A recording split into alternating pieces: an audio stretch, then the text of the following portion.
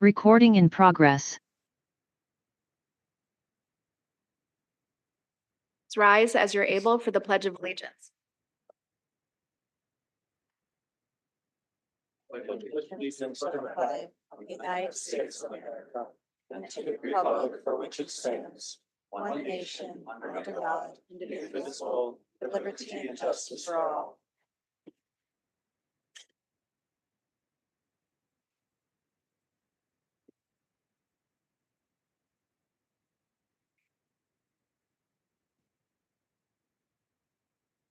Hello everyone welcome to our City Council meeting for September 9th, 2024. Great to have you all here with us this evening. Just a reminder that we do take breaks every 90 to 120 minutes between items. So we open every meeting with an open comment period, and this is an opportunity for anyone from the public who would like to speak on items that we will not be taking public testimony on later in a public hearing in the agenda. Each person has up to 2 minutes for a total of 20 minutes, and I will be keeping track of time through a variety of methods. There's a stoplight here, there's a timer on the clock or up on the wall, and I will be also reminding you when you're getting close to make sure that other people signed up have time to speak. I just remind us that we are absolutely happy to take your comments and your concerns, but we ask that you do so respectfully and that you address your comments towards me as the presiding officer. I use the list that the city clerk has given me. I will go in order and just remind you that we encourage you to comment on items that the city has ability to affect policy on. Not respond to your comments, but if you would like follow-up, you may give your contact information to Clerk Giesler over here, and she will be sure that staff or council members follow up with you. If you have items you'd like to hand out during open comment, please do so to the clerk ahead of time, and she will also make sure that we receive those. All right, so I will go ahead and open public comment and invite Rob Haubeth. Please correct your name if I misspeak. Rod Haubeth. Wonderful. And please state your name, and you have 2 minutes. Rod Hayward, welcome. I live close to the Veterans Memorial Park, and I'm here basically to cordially invite Madam Mayor, all board members, and anyone with an earshot on the 14th of September down to the Soldiers Field Veterans Memorial. We're going to be talking about the past, the present, and the future. We're going to be talking about the foundation of the wall, how Wayne Stillman helped develop that entire project. We unfortunately lost Mr. Stillman earlier this year. We're going to be talking about his tremendous contributions and the dedication of Wayne Stillman Drive down there.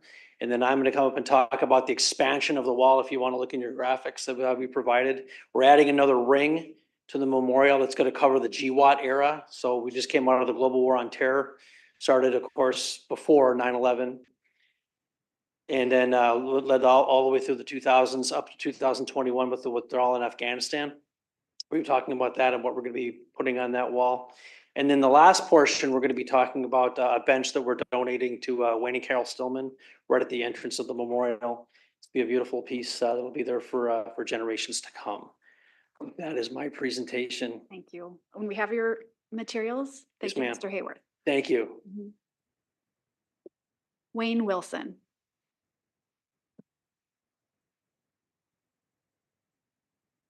Good evening.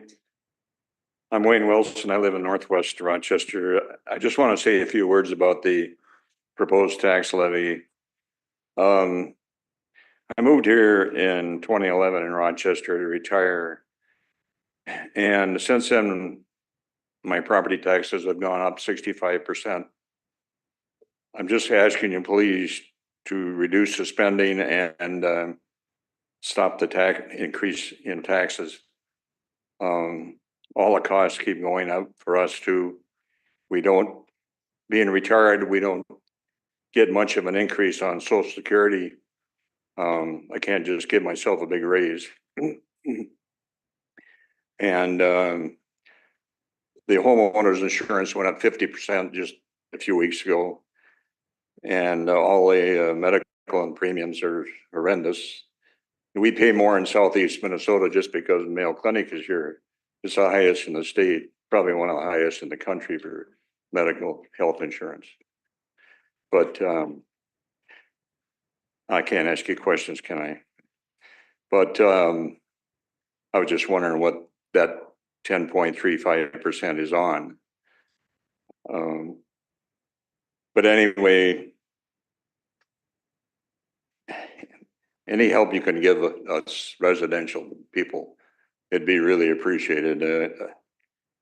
I don't like the idea that the medical business is not called nonprofit.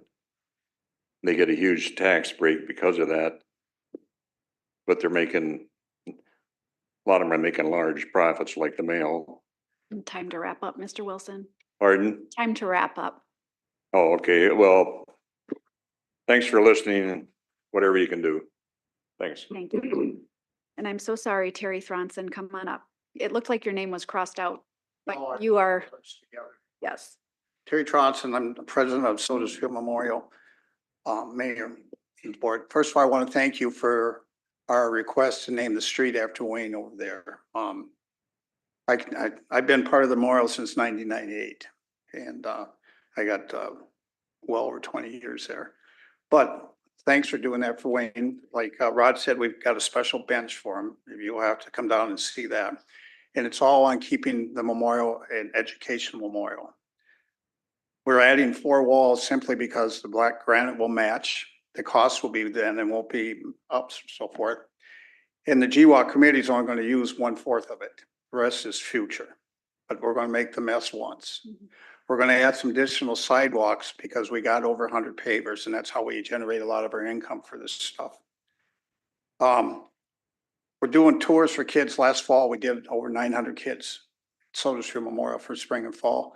This week, we got over 300 coming. So we're busy in that stuff. We got all the lights fixed, finally hired an electrician, all the lights. We're trying to get that back in shape because the maintenance is the big problem. And just so you know, what we do with the tours also is that we divide them up. The sheriff is over at his memorial. We send half the kids over there, half of us split it up, because sometimes we got over 100 kids there at once, and it's worse than herding cats, but it's keeping interest in that. But right now they're working on getting the pavers in on theirs. So we work with each other to help each other out where we can. So this Saturday, the 14th, you're all welcome. Public's welcome. We'd like to have a big turnout and that stuff. Carol's going to be there with family when we dedicate the sidewalk. So thank you very much for what you've done. Appreciate it. Thanks, Mr. Tronson. Apostolos Somas. Welcome. Please state your name and you have 2 minutes. Hello, my name is Apostolos Psalmis. By Paul, it's easier. Mayor, City Council President, City Council, good evening. I represent my family that owns a parcel across the street from St. Mary's. The city reached out to us 4 years ago and they gave us their intentions to build a transit center on our property. And ever since, we've been going along with it. We did not, my parents did not reinvest. They didn't remodel. They knew it was, you know, it kind of cost the taxpayers more money if they did so. And our whole stance this time was, if it's good for the city of Rochester, so be it. However, years later, closer to now, things became clearer and we saw the plans and, you know, what's going on. And the current plans, the way they're set up, what they're gonna do is they're gonna landlock the parcel that's right next to us, that's right across the street from St. Mary's. They're gonna landlock that parcel that really can't be redeveloped by itself. So essentially, they're gonna leave an 80-year-old building across the street from St. Mary's.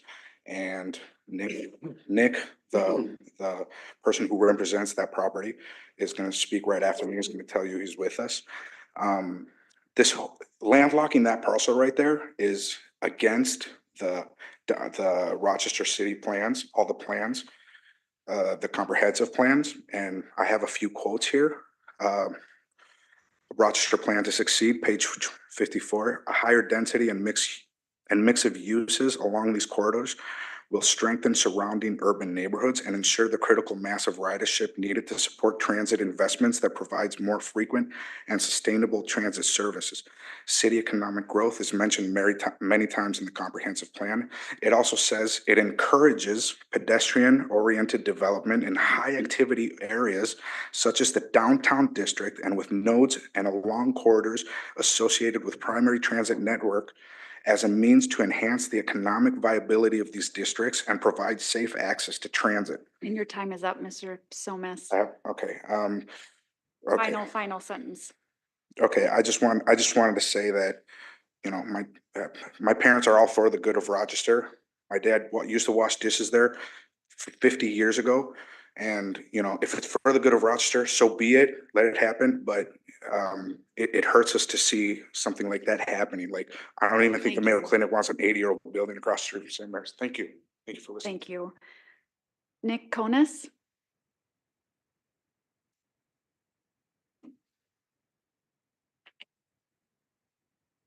Welcome. You have 2 minutes. Hi, thank you. My name is Nick Jonas. I am speaking after Paul here. I own the property that's to the west of him. Me and Paul have been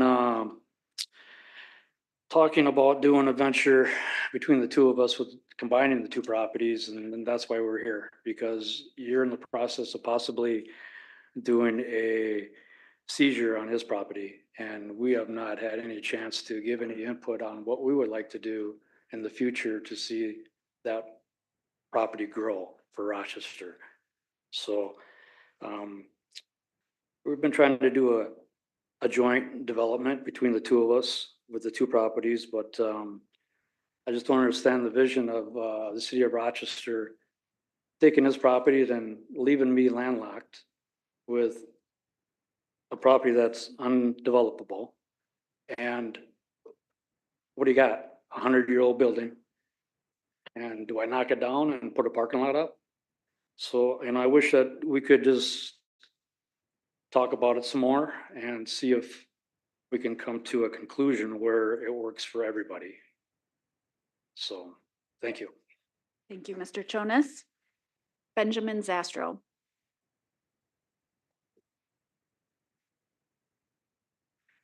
Thank you, and good evening, President Carlson. My name is Benjamin Zastro, and I'm the president of the Lower Town Neighborhood Association. Tonight, I'm speaking regarding the August 28th Planning and Zoning Commission's motion for a major modification by Shaw Acquisition Corp. from Minneapolis. The motion was made against city staff recommendations and neighbors' comments during the public hearing. The following two statements have been voted on and are the unified will of our board. 1, LNA's Board of Directors and officers are concerned that the decision made on 8/28 by the Planning and Zoning Commission to grant non-conforming industrial use in a previously residential area now zoned MXT node may hinder the long-term economic development of the area and does not have the neighborhood's best interests in mind. We believe the decision does not consider the significant opportunities coming our way and doesn't contain enough language to ensure Shaw Acquisition's expansion onto these parcels will not disrupt the neighborhood or impede other housing and commercial investments. 2, email notice was received on 8/13 for the 8/28 meeting. The window was insufficient for our association to notify our stakeholders, discuss the matter, and officially deliver remarks on their behalf. Therefore, we desire the 8/28 decision to be reconsidered or rescinded to fully address the neighborhood's long-term economic outlook, quality of life concerns, and any deviations from the pedestrian and transit corridor. Such exceptional zoning decisions require an exceptional justification to the neighborhood and a spirit of cooperation. Thank you. Thank you, Mr. Zastro. John Creasel, come on up.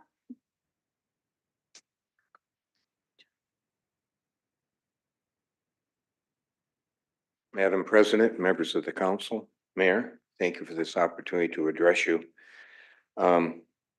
I did submit to the clerk a handout that I think might be of interest to all of you that relates to, I'll just say, institutional knowledge.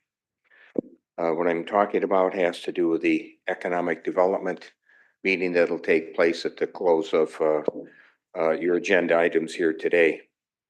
I believe that I am speaking on the behalf of the majority of the citizens of Rochester, as well as the non-medical retailers within our downtown, to include our former Peace Plaza areas.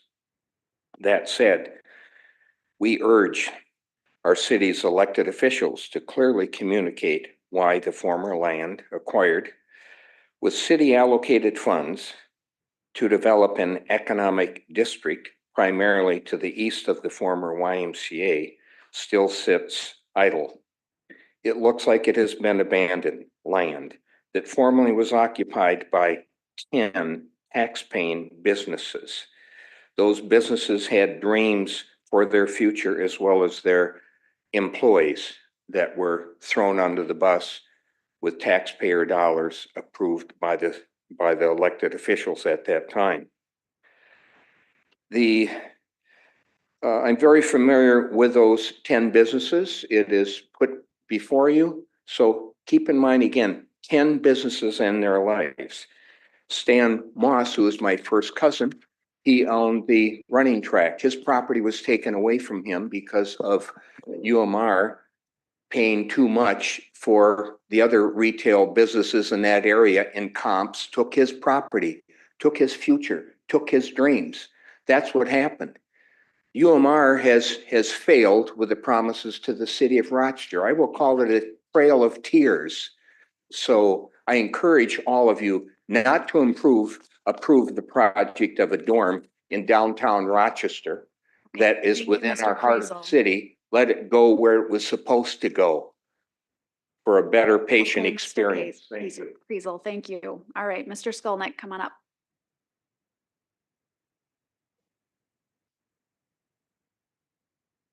Okay, Adam Busby, please come up. I think I'll give back my time today and save it for another day. Thank you. All right. All right, that's all I had on my list. Is there anyone else who would like to speak? All right, hearing no one, we will close the open comment and officially call the meeting to order. Clerk Geisler, please call the roll. Councilmember Keen, Here. Councilmember Bransford, Here. Councilmember Wall, Here. Councilmember Kirkpatrick, Here. Councilmember Palmer, Here. Councilmember Dennis, Here. Council President Carlson, Here. Mayor Norton. Present. All right, thank you, clerk. I will turn it over to our city administrator, Allison Zelms, for her report.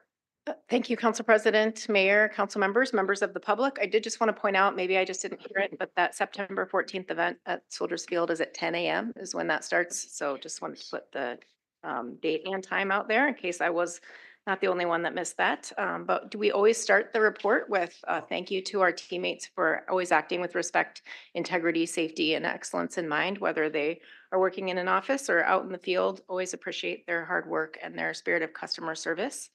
Also wanted to point out that there is an open house upcoming on September 11th from 4:30 to 6:30. It's at the Mayo Civic Center in Suite 106, and that's to discuss the East Center Street reconstruction project that is coming up.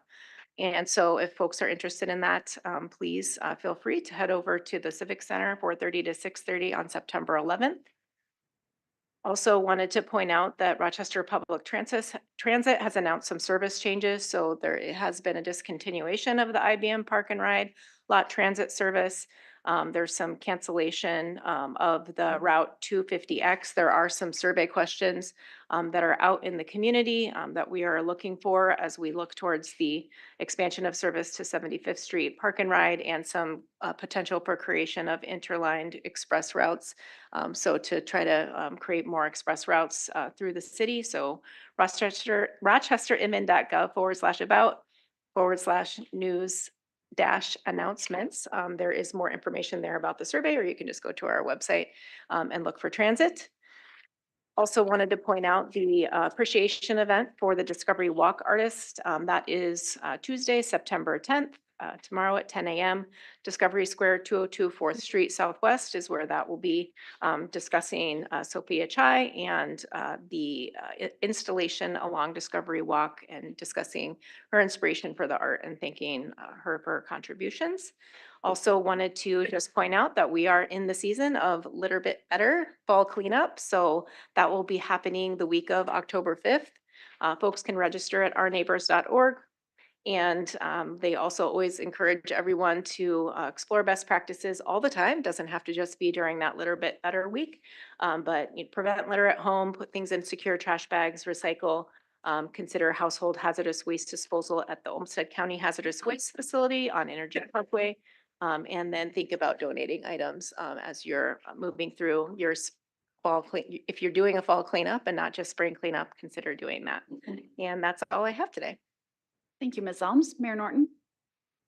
Thank you. I just have a couple slides today. The first one is just a brief overview of the conference that I attended on September 4th and 5th. Early learning, I had a fellowship with the Hunt Institute. And then there was a conference following that. The topic, of course, is early learning and childcare. And we know the importance of having a strong childcare system for the economic development of our community. We know it's a constant struggle for families to find affordable childcare. So the issues that we discussed had to do with the return on investment when we focus on our youngest learners. And we know that if we spend that money early on and make sure they have a quality experience from birth to age 5, where 90% of brain development occurs, their lives are going to be better in the following years. So we talked about issues like access, affordability, funding, and quality, all of which are important. There were a variety of workshops, including compensation and benefits for providers, building a bridge between state and local leaders. And so this conference was set up so that there were 5 to 6 representatives from every state, all 50 states in the Virgin Islands. And so they were state leaders, some legislators, a couple local leaders. And I was fortunate enough to have been asked to participate. So I'm going to keep bringing these issues to the forefront as we've talked about economic development and have our sales tax funds and want to spend money and do the right thing. If we don't get this right, everything else is going to struggle. So I'm just laying that on the table for folks to think about the future. They did rate each state. The Hunt Institute did, and we got 38 out of 80 points. So we definitely have room for improvement. And I will say I was surprised to see that most of the states that are doing quite well in childcare are up on the Upper East Coast. They're making real significant changes and making impact, and the rest of the country is really struggling. So more on that in the time to come, but it was a very educational couple days. Okay, next, Rochester Vision. I've been bringing this up. We have a new QR code, and I'm going to suggest that you put your little phones up if you have them and look at that QR code and see if you can pick up this new link. And what this will do is be a phone user-friendly survey that will take less than 10 minutes to do. And it is taking that input about what you want the future of Rochester to look like. We've been working with a company who has pro bono offered us help using AI and new technologies to make this super easy to use on your phones or your computers. So it's been really fun to work with this company. Yeah, it's very, and you can put it down and go back to it later. It'll be there. So I would encourage you to do that, and we'll have some little cards that we'll be handing out. There'll be some press going out in the next few weeks, and would encourage you to share this with other people and have them participate. We've gotten about 400 individuals with over 1,000 ideas.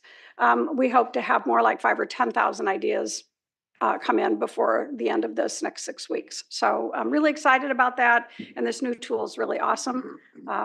Maybe something we can use again in the future. It won't be pro bono probably next time, but we're lucky. Lastly, the issue of my travel has come up numerous times. And so I just thought, let's just put it out here. This is my travel for the year 2024. And this is a list of the city-funded conferences. So as you can see, U.S. Conference of Mayors and National League of Cities are primarily what League of Minnesota Cities is a subcategory of National League of Cities. That's what the city pays for. And the MIP is the Mayor's Innovation Project. That's specific to mayors of mid-sized cities. I'm on their board and I presented at many of these conferences as well. And so as you can see at the bottom, I have a travel and training budget that includes registrations, hotel, flight or driving and parking and Uber and whatever it takes to go to a conference, which is $16,000 a year, and I'm well within that budget. So I just wanted to get this out here. Any other conferences I go to, like the one at Hunt Institute, are not paid for by the city, and our Hunt Institute as a fellow, they pay for my travel, or City Lab is paid for by Aspen Ideas, Aspen Institute. So no city dollars goes to any of the other travel that I've been having. So I just wanted to get that out there so we can move on from a topic that's been in the forefront all too often. So I think that's all I have for today. Right, thank you, Mayor. We will move on to approving the order of the agenda. I haven't been notified of any changes. Are there any I should be aware of? No, otherwise invite a motion. I'll move approval, order of agenda. All right, Councilmember Keen, you have the floor. Nothing to add. Any other discussion?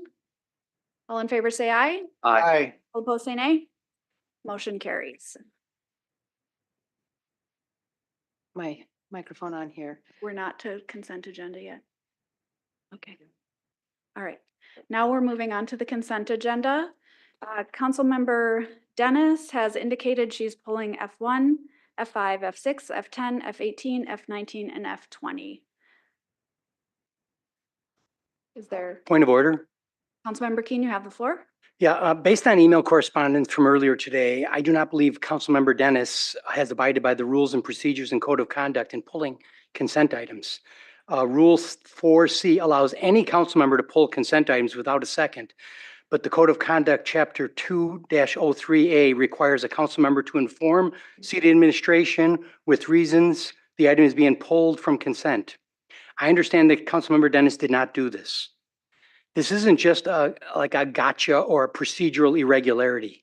The requirement is intended to allow relevant city staff to connect with council members and answer questions, but it also allows the rest of the council to understand what's being pulled and for what reasons. Obviously, Councilmember Dennis is welcome to vote no or abstain on any consent item. The council member should not be allowed to pull these consent items under Rule 4C and Chapter 2-03A. Thank you, Councilmember Keen. Councilmember Dennis, did you notify the city administrator of your reasons for pulling each item? It's for discussion. This is the consent agenda list. If anyone is familiar with that, it's kind of a rubber stamping list. We just kind of say, Councilmember okay, Dennis, we- okay, I will take the this- floor these- back. these are- Councilmember Dennis, I will take the floor back. You don't like what City I'm- Administrator Zelms, did Councilmember Dennis provide a reason for pulling the items? Council President, Councilmember Keen, Councilmember Dennis did not provide a reason. She provided the numbers of the items that would be pulled. She indicated that she would have other business. it's for discussion. Okay. I pulled them for Thank you. discussion. Councilmember Dennis, I have the floor.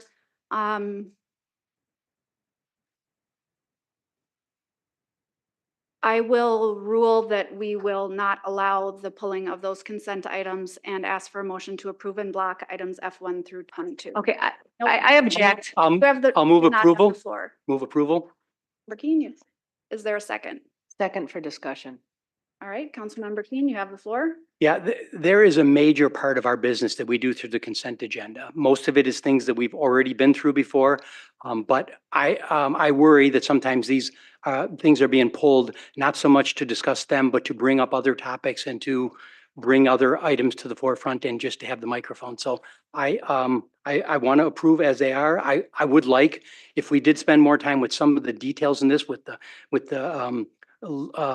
some of the contracts we're approving as far as how we're paying our staff. These are important things, but in terms of respect for the people who come to our meetings and run through it, we shouldn't be pulling them all out just for discussion of other items or using them as ranges, methods of talking about other topics. Thank you, Councilmember Keen. Councilmember Wall? Thank you. It's been said before and was said again tonight that the consent agenda is rubber stamping, and I object to that characterization. In my time on the council, I have found the council members to be very responsive to the consent agenda items and asking questions and trying to be thorough in understanding what those items are before approving them en bloc. So I do not believe that we are abdicating any kind of responsibility by using the consent agenda. Thank you, Councilmember Wall. Any other discussion? Absolutely. Councilmember Dennis? Thank you. And I will put my little timer on. I have an ADA timer for my autism ADHD. Put it on, so I have my 8 minutes. I just want to say that there are millions of dollars in this consent agenda item that the list, when we vote, we are voting millions of taxpayer dollars. And just to say, we're not going to have discussion on some of them. There are, I just want to, office furniture. I would like to know a little bit more why we're spending so much money on office furniture. I would like to know why we are oh my goodness, we're talking about the Discovery Square and I talked to several staff about that topic. Why are we spending over $1 million on redoing the bridge on Second Street when we might be just turning it into an RFP and doing, destroying it, you know? We need to look at this. This stuff is, when we talk about the budget, today we talk about raising taxpayer dollars. Point of order, neither of those items are taxpayer dollars. I think it's important to clarify that that's an inaccurate statement. Neither of the items that were referenced are related to the. I will tax levy. reference other items then. This. Point. Yep, Councilmember Keen? Yeah, again, Councilmember Dennis is making a case of why these things are so important, and obviously they are. These were not allowed to be pulled, not because they're not important, but because she did not follow the rules and regulations and the procedures we have put in place to do it. And that's what should be discussed here, not what these items are. So okay, I still have my time here. No, I'm sorry. I did a point of order to get a ruling on, is the topic of discussion the individual topics? Or sure. is it how things got pulled off the consent agenda? That's the topic in front of The us. topic in front of us, based on the ruling, is about the lack of adhering to our agreed upon code of conduct and rules of procedure, which is why I'm not allowing those to be pulled. It's not that the items aren't important. We all spend, several days working hard, understanding the agenda, what the items are that we're approving. And so that is not the point of discussion. You're welcome, when we do take a vote, to provide a very brief explanation why you would be voting no. I will allow just 10 to 15 seconds per item after the vote. All right. Why don't we? May I continue? I'm just waiting for you. No. I would like to. Councilmember Dennis, no. You are not allowed to continue because you're going to keep going down that vein. All right, let's go ahead and vote on the motion to Approve in block. approve in block items F1 through 22. All in favor, say aye. Aye. Aye. All opposed, say nay. Nay. All right, and Councilmember Kirkpatrick was abstaining on one item. I'm not abstaining. I am recusing myself from F16 for personal business reasons. Thank you. Okay. Councilmember Dennis, you have the floor to briefly mention why on each of the items you are voting nay. Not all 22 items, the 7 items that you were going to pull. In correspondence and email, I said I was going to have questions answered. That's why I had pulled these items. So I did give a reason, Councilmember Keen. No. You just weren't privileged to the email. Councilmember I Dennis, do that's want. not the reason. That's not No. what I just asked you to comment on. I will comment on all of the 7 items. all the 7 items. Yes. So I was. 15 seconds. I'm keeping track. Let's go. Item F1. Your time is running.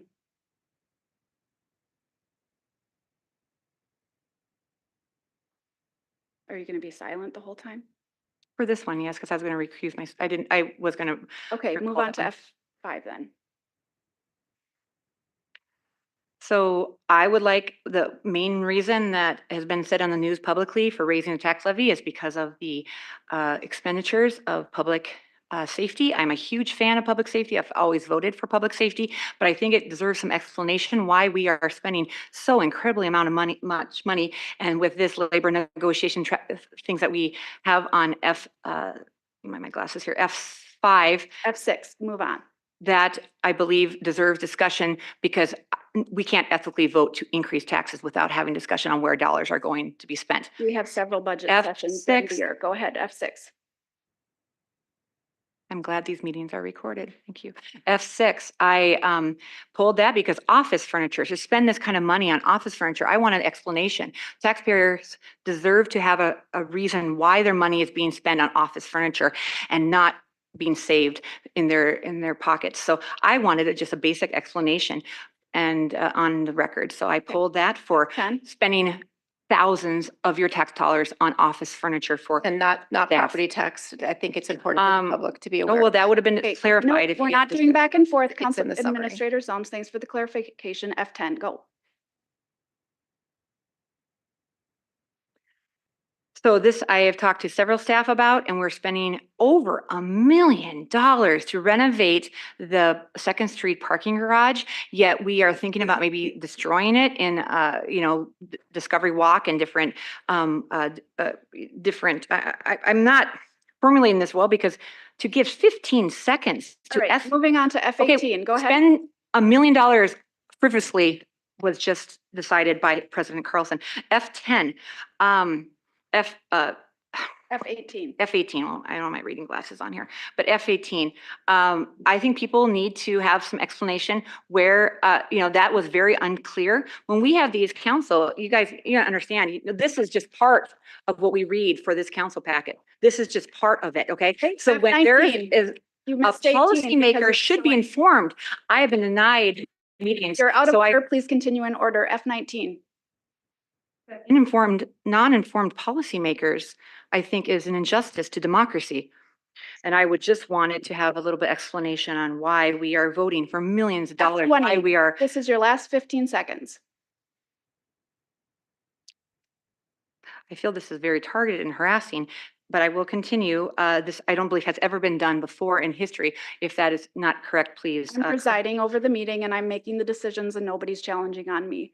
Well, me I on it. challenged this. I did. I challenged this. I Well, think that we nobody should. seconded and everybody Well, is. that's on their already conscience voted on. on the item. All right, time's up. Let's move on to our public hearings. So I always take a second to go through our process for public hearings, and we just have one today. So the process is that staff will provide an introduction or presentation, and then I will turn it over to the applicant or representative of the applicant for up to 10 minutes. Then open the public hearing. Public will have a chance to comment on the item for up to 5 minutes each, with, of course, encouragement to keep items concise. We'll close the public hearing. Applicant has a chance for a rebuttal for up to 5 minutes, and then I'll invite my council colleagues to ask any clarifying questions of the applicant or staff. Then a motion, discussion, and vote. So our first and only public hearing today is the vacation petition number CD 2024-004 VAC by North Rock Real Estate. And we have Desmond McGeough here to introduce the item. Go ahead. Thank you, President Carlson, Mayor Norton, members of the council. Good evening, Desmond McGill, Community Development. This is a request to vacate an 18-foot wide alley located in Block 8 of the Cummings Addition subdivision plat.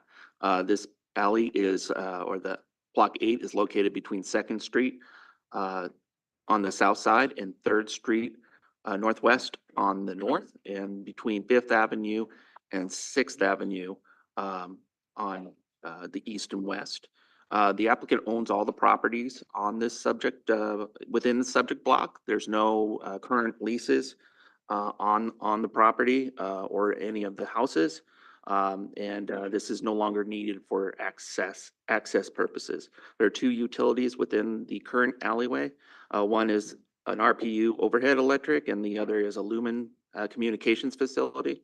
RPU is relocating their line after the approval of the vacation, and the applicant has made payment to Lumen for the relocation of their facilities. Subject to these 2 facilities, there are no longer any need for these this alley for utility purposes.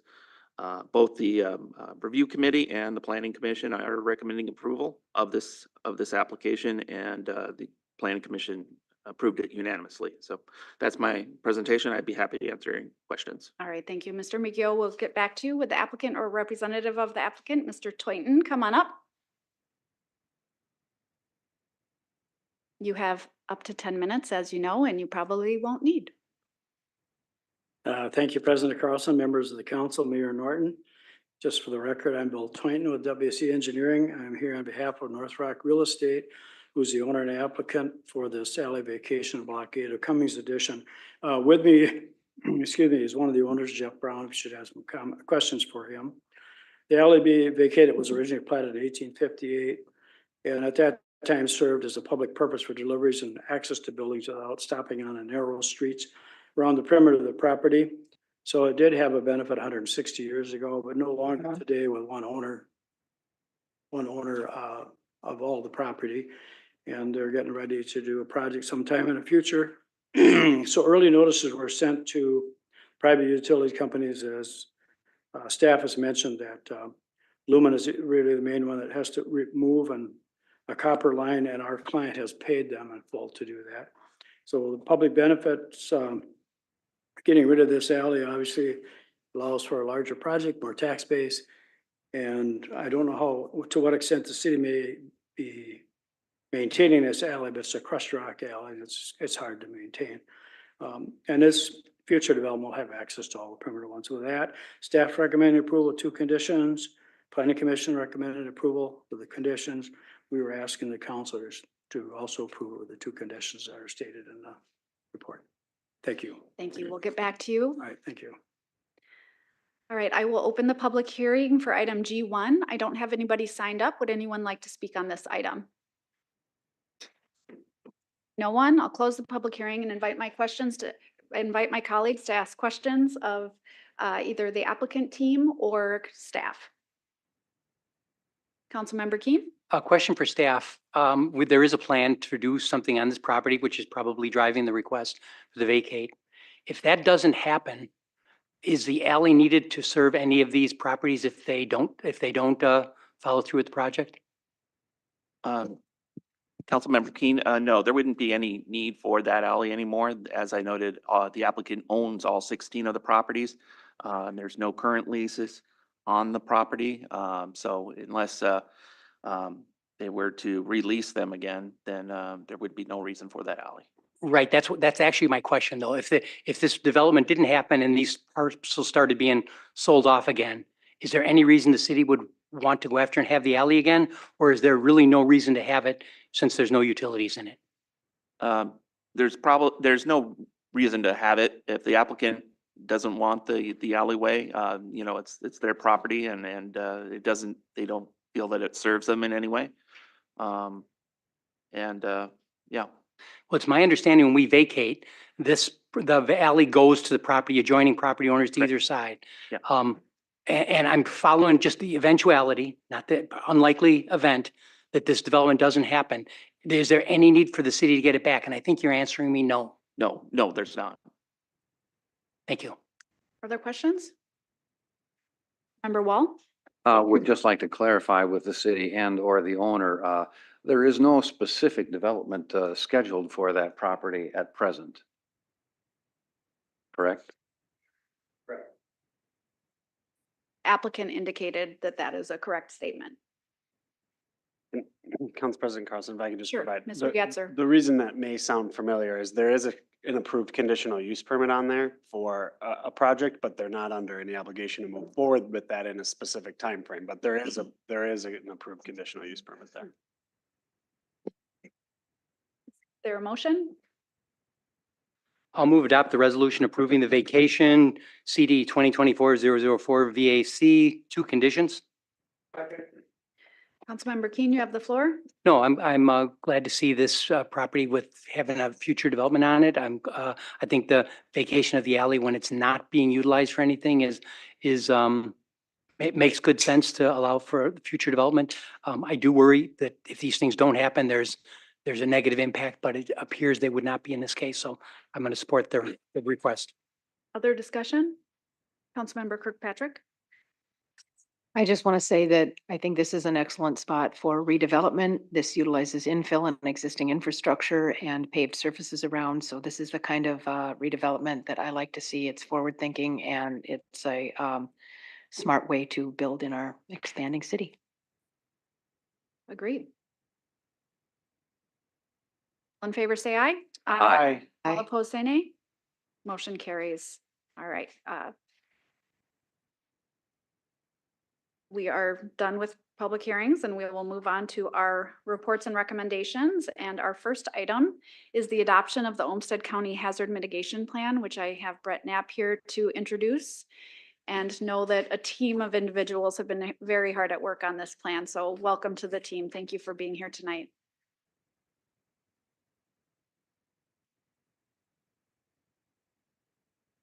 And you'll introduce your wonderful Absolutely. colleagues. Okay. Good evening, council members, council president, Mayor Norton, Administrator Zelms. My name is Brett Knapp. I'm a captain with Rochester Fire Department. I'm also one of our deputy emergency management directors for the city. I'm joined this evening by Captain John Turk from Rochester Police Department, who is our Emergency Management Director, and Captain John Jacobson from the Olmsted County Sheriff's Office, who is the Olmsted County Emergency Manager. Our other Deputy Emergency Management Director, Lieutenant Tom Fodskar, puts in a lot of work with us as well. Could not be here this evening, but we'll carry on anyway. So we're here to talk, hopefully, a short report on the 2024 Olmsted County Hazard Mitigation Plan and present the resolution to have it adopted by the city as well as the county so that it would go into effect, be approved by HSEM, the State Emergency Management Organization, as well as FEMA, and would be in effect for the next 5 years. So we have 5 primary missions in emergency management: prevent, prepare, respond, recover, and mitigate. So a lot of those are the things we do ahead of time, from the public safety aspect to prevent incidents from happening, preparing all of the different departments within the city and other agencies that we work with that aren't city departments to prepare ourselves to respond. And then the response and recovery obviously occurs if something were to happen in terms of a disaster or a rapidly expanding, complex event. And then mitigation is the final part, which probably could also be the first part of it. Mitigation involves helping reduce the loss of life and property by minimizing the impact of hazards and disasters. So there's several ways that those occur. That is just through following ordinances or passing regulations within jurisdictions to help reduce those types of incidents, and a variety of other ways to go about it too, including infrastructure projects, public outreach, community education, that sort of thing. So the hazard mitigation plan helps us. We have several plans that we use throughout those different aspects of emergency management. Hazard mitigation plan is the one we use when we're talking about mitigation. It plans for and tracks the efforts of not only emergency management, public safety entities, but also all the other departments within the city that do a lot of work for this as well. One of the benefits of having an active hazard mitigation plan is that City of Rochester departments are eligible to apply for federal mitigation assistance, for grants, for various projects and whatnot that could be useful to our community. So this also includes a hazard assessment that's specific to the city's history, climate, infrastructure, private industry, and facilities and what have you, and the railroads that go through and everything else that's unique to Rochester. So the revision participants were all these departments that you see here. So there's 5 different ways that the FEMA and HSEM look at the way we do our mitigation actions. And a lot of these are covered in various ways by the different departments you see here. So throughout the past over a year and a half that we've been working on this project, getting it revised, all of these departments that you see here have done an outstanding job of helping provide us with data for things they're tracking, actions they've taken, projects they're working on, projects that they think are going to be necessary in the future, especially as extreme weather becomes more prevalent, especially as the city grows and we have stormwater issues and that sort of thing, and increased flash flooding and whatnot. All these departments did an outstanding job, made our job easy, providing all of this information to the new plan. So this is just a breakdown, kind of in order of the way the process worked. One thing to mention is that we collaborated with Olmsted County for this plan. In 2 years ago, part of a 14 county project that was funded by a state grant to revise the plan. University Spatial at University of Minnesota Duluth was contracted to help all of these counties, including City of Rochester. We were given our own kind of entity within that to do our own separate work as part of the county. And you can just see throughout there the different actions that we took. A number of them you may have seen. You're included in for providing feedback for some of them, given the opportunity. And then we went through and also updated some of the hazard profiles for each of the natural hazards in the city, based on data that we got from Public Works and Parks and Forestry and RPU and those groups those departments that are kind of tracking how weather these days is affecting our infrastructure. And then we developed a 5-year mitigation action chart that includes some of the plans to build on what has been ongoing, what's been done in the past, and what our departments feel is necessary for the future. So we were able to get some of those specific plans included as well, with language specific in the plan, so that should our departments decide to apply for any of the federal mitigation assistance, the fact that it's shown to be part of our mitigation plan and not something that was come up with at the spur of the moment is very helpful to help us achieve that goal. So what happens next is the city and county now would adopt resolutions to approve the plan. And then HSEM, which is the state of Minnesota, and FEMA will also review the plan for their approval. Letters have been sent to both of them by UMD Spatial to let them know that we have our intent to present it for adoption here in the city tonight. So once everything is approved and in place, hopefully sooner than later, we have one additional task that we'll take on. Our prior hazard mitigation plan included some of the hazards that you see at the bottom there: train derailments, hazmat, cyber incidents that are they're caused by people, so not the natural hazards. FEMA doesn't require those to be part of a hazard mitigation plan, so in our process with UMD Spatial, we did not include them this time. However, we did have work that we did in our previous mitigation plan on these types of incidents, and of course, our public safety, information technology, GIS departments work on these things all the time. So we will work to update those and attach them as annexes later on. They're not required by HSEM or FEMA for the approval though, however. So just something else that we'll be working on once we move past that. So that's really all I have. And so if you have any questions for us, take them now. All right, thank you to the team for being here tonight. Are there questions? Councilmember Keen? Yeah, I really do appreciate the city doing this with the county and doing it actually with the small surrounding areas and even the townships. It makes sense because these are natural disasters or even man-made sort of things. I am kind of surprised by the language though, that you're asking the city to adopt the county's plan and we don't say as our plan. It is, I mean, I look through the whereas, but even at the end of that, we thought the effort wishes to adopt the Olmsted County Hazardous Mitigation Plan. Do you think we're covering our language correctly? I believe so. The language that we provided you was provided to us by UMD Spatial for this resolution. They have experience in these adoption processes, so we went with what they provided for us for that language. And as far as it's okay with the city processes, I assume it will be okay with FEMA and HSEM. Good, good. No, I appreciate you guys working together on this, and I did participate with the group on trying to like that prioritization. I want to understand that thing about though that these are really focused on natural disasters versus, you know, we've seen the train derailments and other sort of emergencies like that. Do you understand the logic of why those are separated out? I don't know what the thought process is or the rationale behind that for FEMA, that they only require the natural hazards. Okay. We, like we said, though, we obviously see them as important as we look at the preparation and protection aspects of emergency management. The cybersecurity, train derailments, hazard materials releases are things that EM works on with our public safety partners fairly routinely.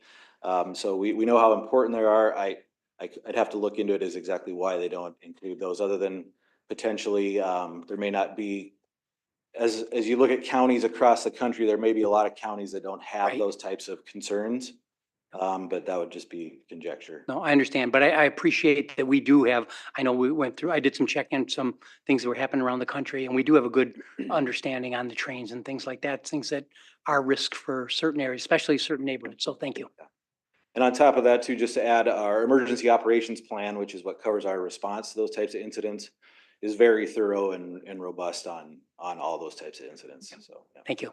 Councilman Keen, I can speak to the reason why FEMA requires. Would you step up to the microphone just so we can hear you clearly? Yeah, I can speak to a little bit about the requirements for the hazard mitigation plan and why FEMA only requires natural hazards versus man-made hazards.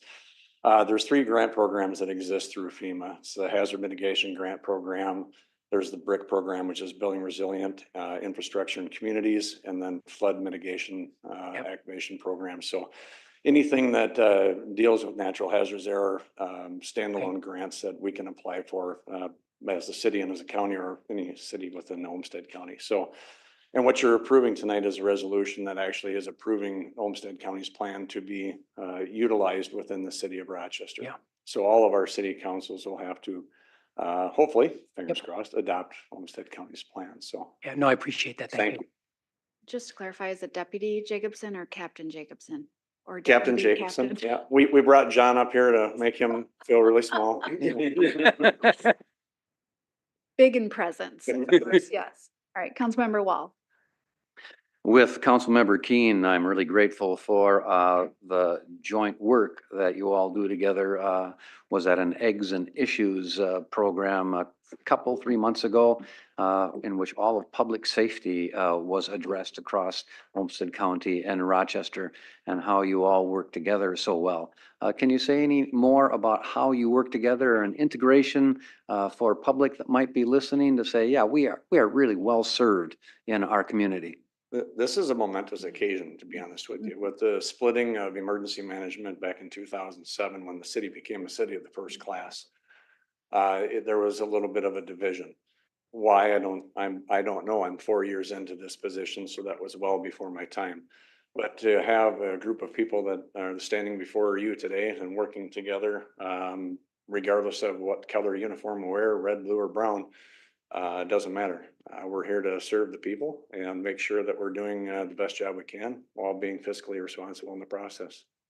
Thank you so much. And within the city, the work across the police department and fire department and the leadership of this space, along with all of the other departments you're learning from and working with, is really exceptional. We do work together, city and county collaborate on a number of aspects of our emergency management, including our weather assessments, this summer, obviously, we've had a lot of severe weather, so county and city have been on duty together throughout various late nights, watching the weather, watching types of damage that's occurring, getting damage assessments going, sharing that information. Any of that stuff that we collect from our departments goes up to the county and they take it on to the state. We work together on the siren system and other things like that as well. So we do work together quite a bit. Yeah, I mean, just operationally, I mean, this year, obviously the weather that we've worked with, we're further developing how we gather data quicker during a response. And then very recently, mostly you're familiar with the hazardous material incident that happened on I-90 out in 52. While it's out in Olmsted County, Brett was providing support in the background for notifications and things like that. So we're coming together as a team, and we can call on another quickly to put together things that inform the public as quickly as possible, provide safety guidance for everybody. Thank you for that. Ms. Zelms? If I could just chime in and say that this will be on wide display beyond these three partners and Lieutenant Prosgard with many other agencies at the airport on Friday with the airport exercise, which I'm sure is on Captain Turk's mind right now, even as we speak.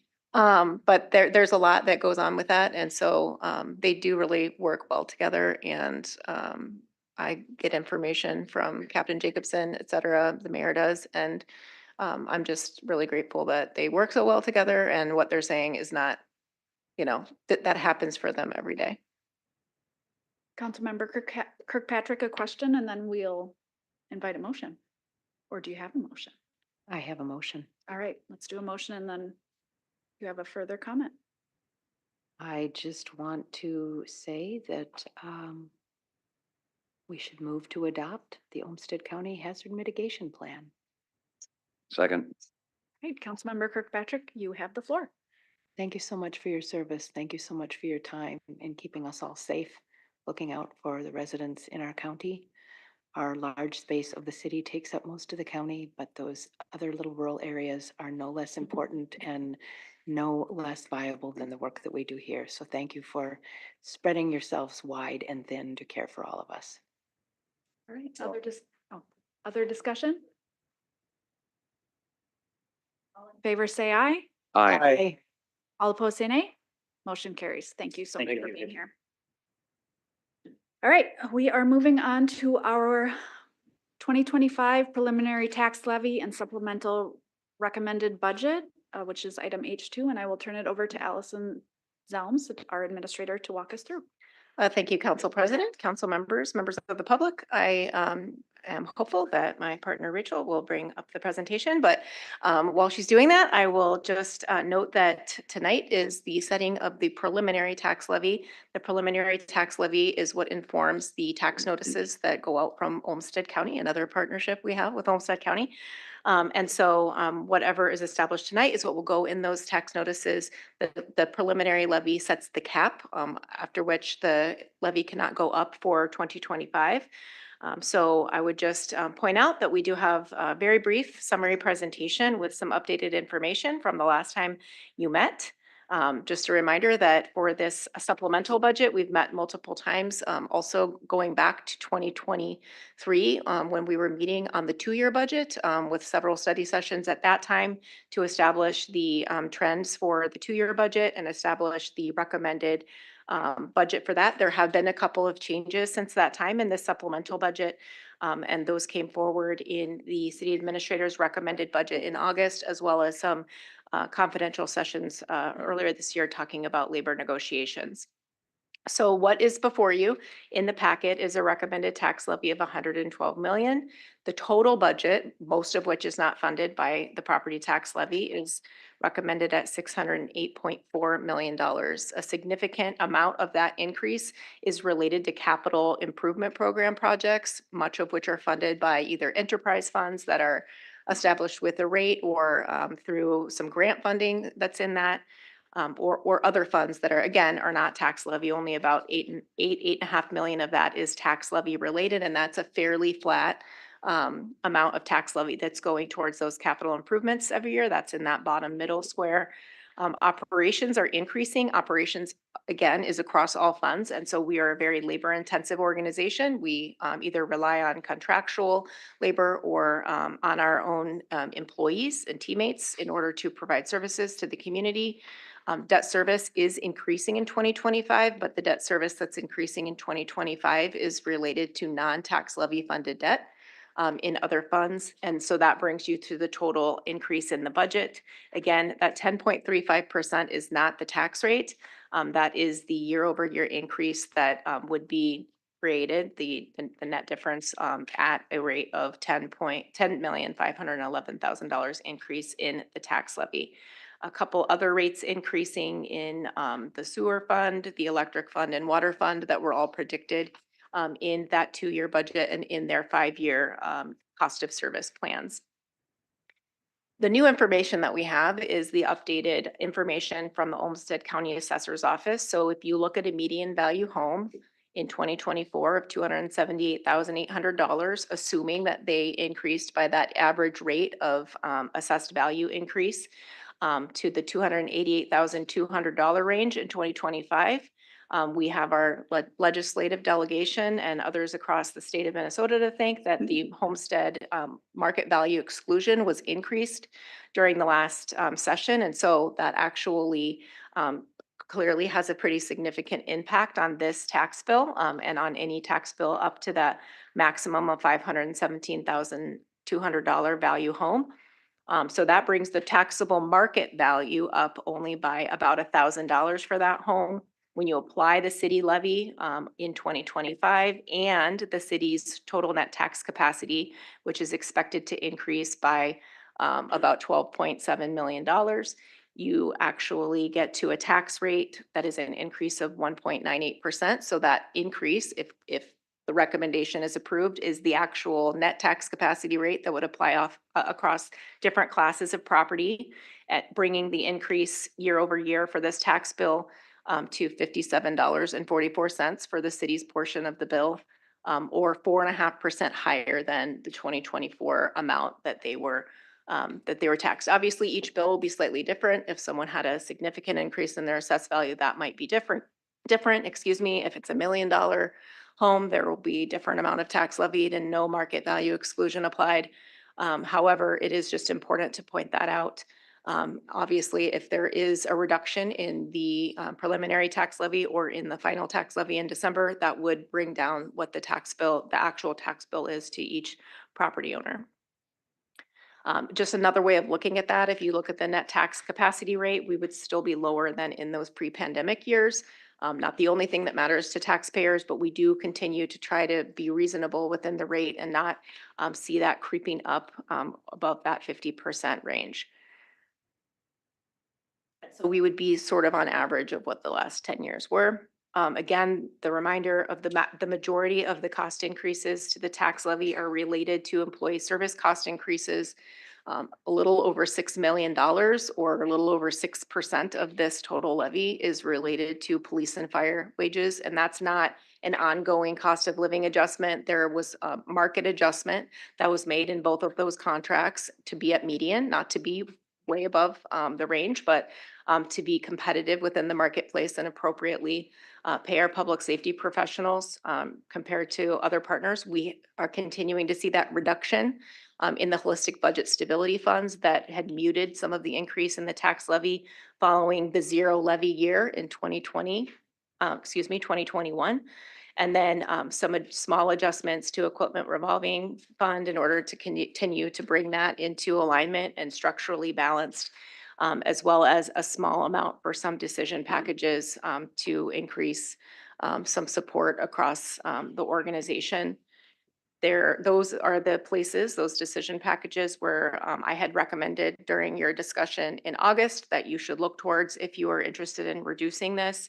And I provided a couple of different notes to you in email based on questions that came up or different sort of hints at the study session where people had asked questions about certain positions or increases for equipment.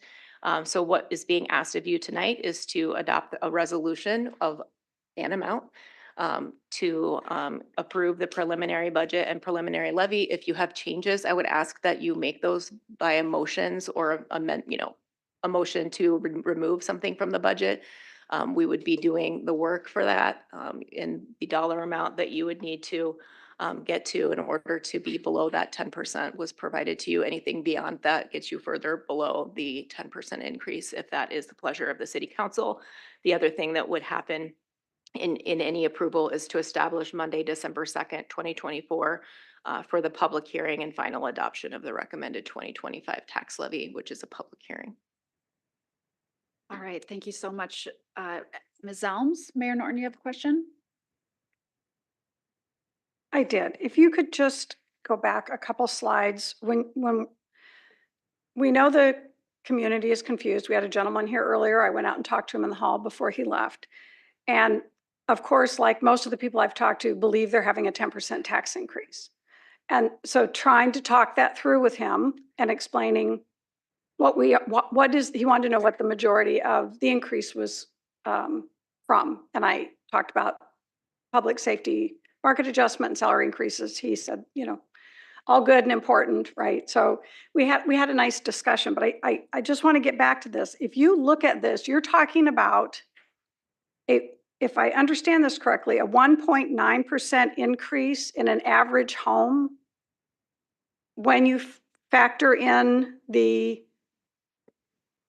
homestead exclusion, the tax growth of the tax capacity. I want to see if I'm understanding this correctly. And so the net tax capacity rate that gets applied to the different types of property. So commercial they have a different formula to get to their market value. They don't get to have a homestead market exclusion either. So each type of property, each classification, that 1.98% will apply. So that is the net tax capacity rate that will apply across those based on the formulas. But for a home, for this particular home, if it exists in Rochester, I'm guessing it probably does, and we probably looked at a home. But for this taxpayer, what they would feel as a difference, kind of like the 10.35%, is a 4.5% increase. So each bill will be a slightly different amount of increase. So if this was a $230,000 home, they would have an even higher homestead value exclusion, meaning that they would actually see even less of an increase. If this was a I'll just call it $20,000 home, they wouldn't see any of that homestead market value exclusion. So if they had a increase in their assessed value, they would absorb the entire increase of their assessed value, and they would be playing a larger role in absorbing the cost of the tax And dollar amount and that's levied for the herein tax. lies the complication that we all have trying to talk to our taxpayers. It is not simple. Every house, every type of property is taxed differently in different years. So you can't even count on, if commercial is taxed heavily one year, they may not be taxed heavily a year or two from then. It may fall on homeowners. So there's a significant variability in taxes that make this even more difficult to tax, but to explain. So on the average price home that you have here, the median home of 288,000, which, as you pointed out in this chart, naturally grows from year to year. You're guesstimating that it would be a 4.5% increase, not the 10 point whatever that is the larger levy amount that people are misunderstanding. Correct. The 10.35% is just the increase in the total tax levied year over year. It is not what gets applied to your tax bill. What will apply to your tax bill is based on your market value, any homestead exclusion, the city's levy, the increase in the net tax capacity, some of which is new construction, which absorbs first. Absolutely. So any new construction, which we have had new construction in the city of Rochester, will absorb first. If a piece of the tax classification pie grows more than another, let's say as we continue to move away from some of the challenges in 2021, 2022 for commercial, if those start to appreciate more and they will, as they gain more assessed value, if that piece of the pie grows at a greater rate than single family residential, it will absorb more of the tax increase first. So it goes to the piece of the pie and then to each property within the piece of the pie. And so I think the folks at this table know, but I'm trying to get it in layman's terms so people listening will say, oh, that 10% increase, 10 point whatever percent of a levy increase is going to be about a 4 to 5%, 4.5% increase in an average home, knowing that all those other things that you've talked about come into play, and we cannot predict for each homeowner what it will be. Correct. However, the county will when they send their tax notices out. Yes, and we will know more then. Thank you. Other questions before we move on to a motion? Councilmember Kirkpatrick?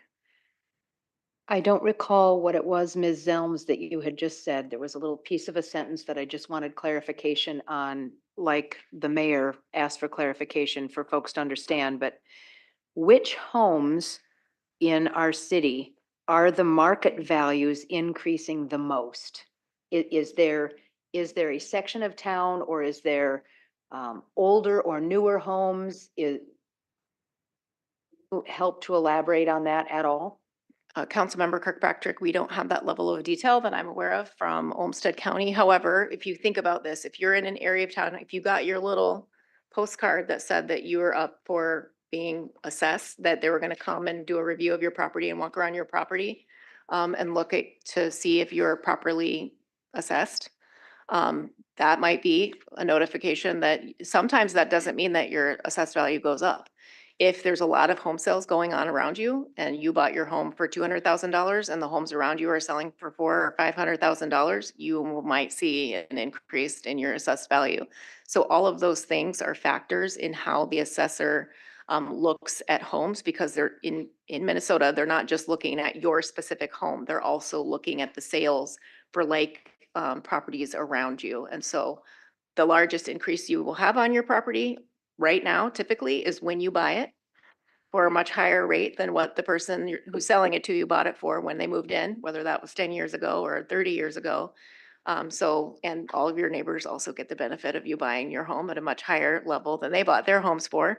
That is the market, is what starts to create that churn. And as the mayor was alluding to, that is about an every 3-year schedule. So you may not you may not see a lot of changes for 3 to 5 years, and then there may be a year where you see a large increase in your assessed value.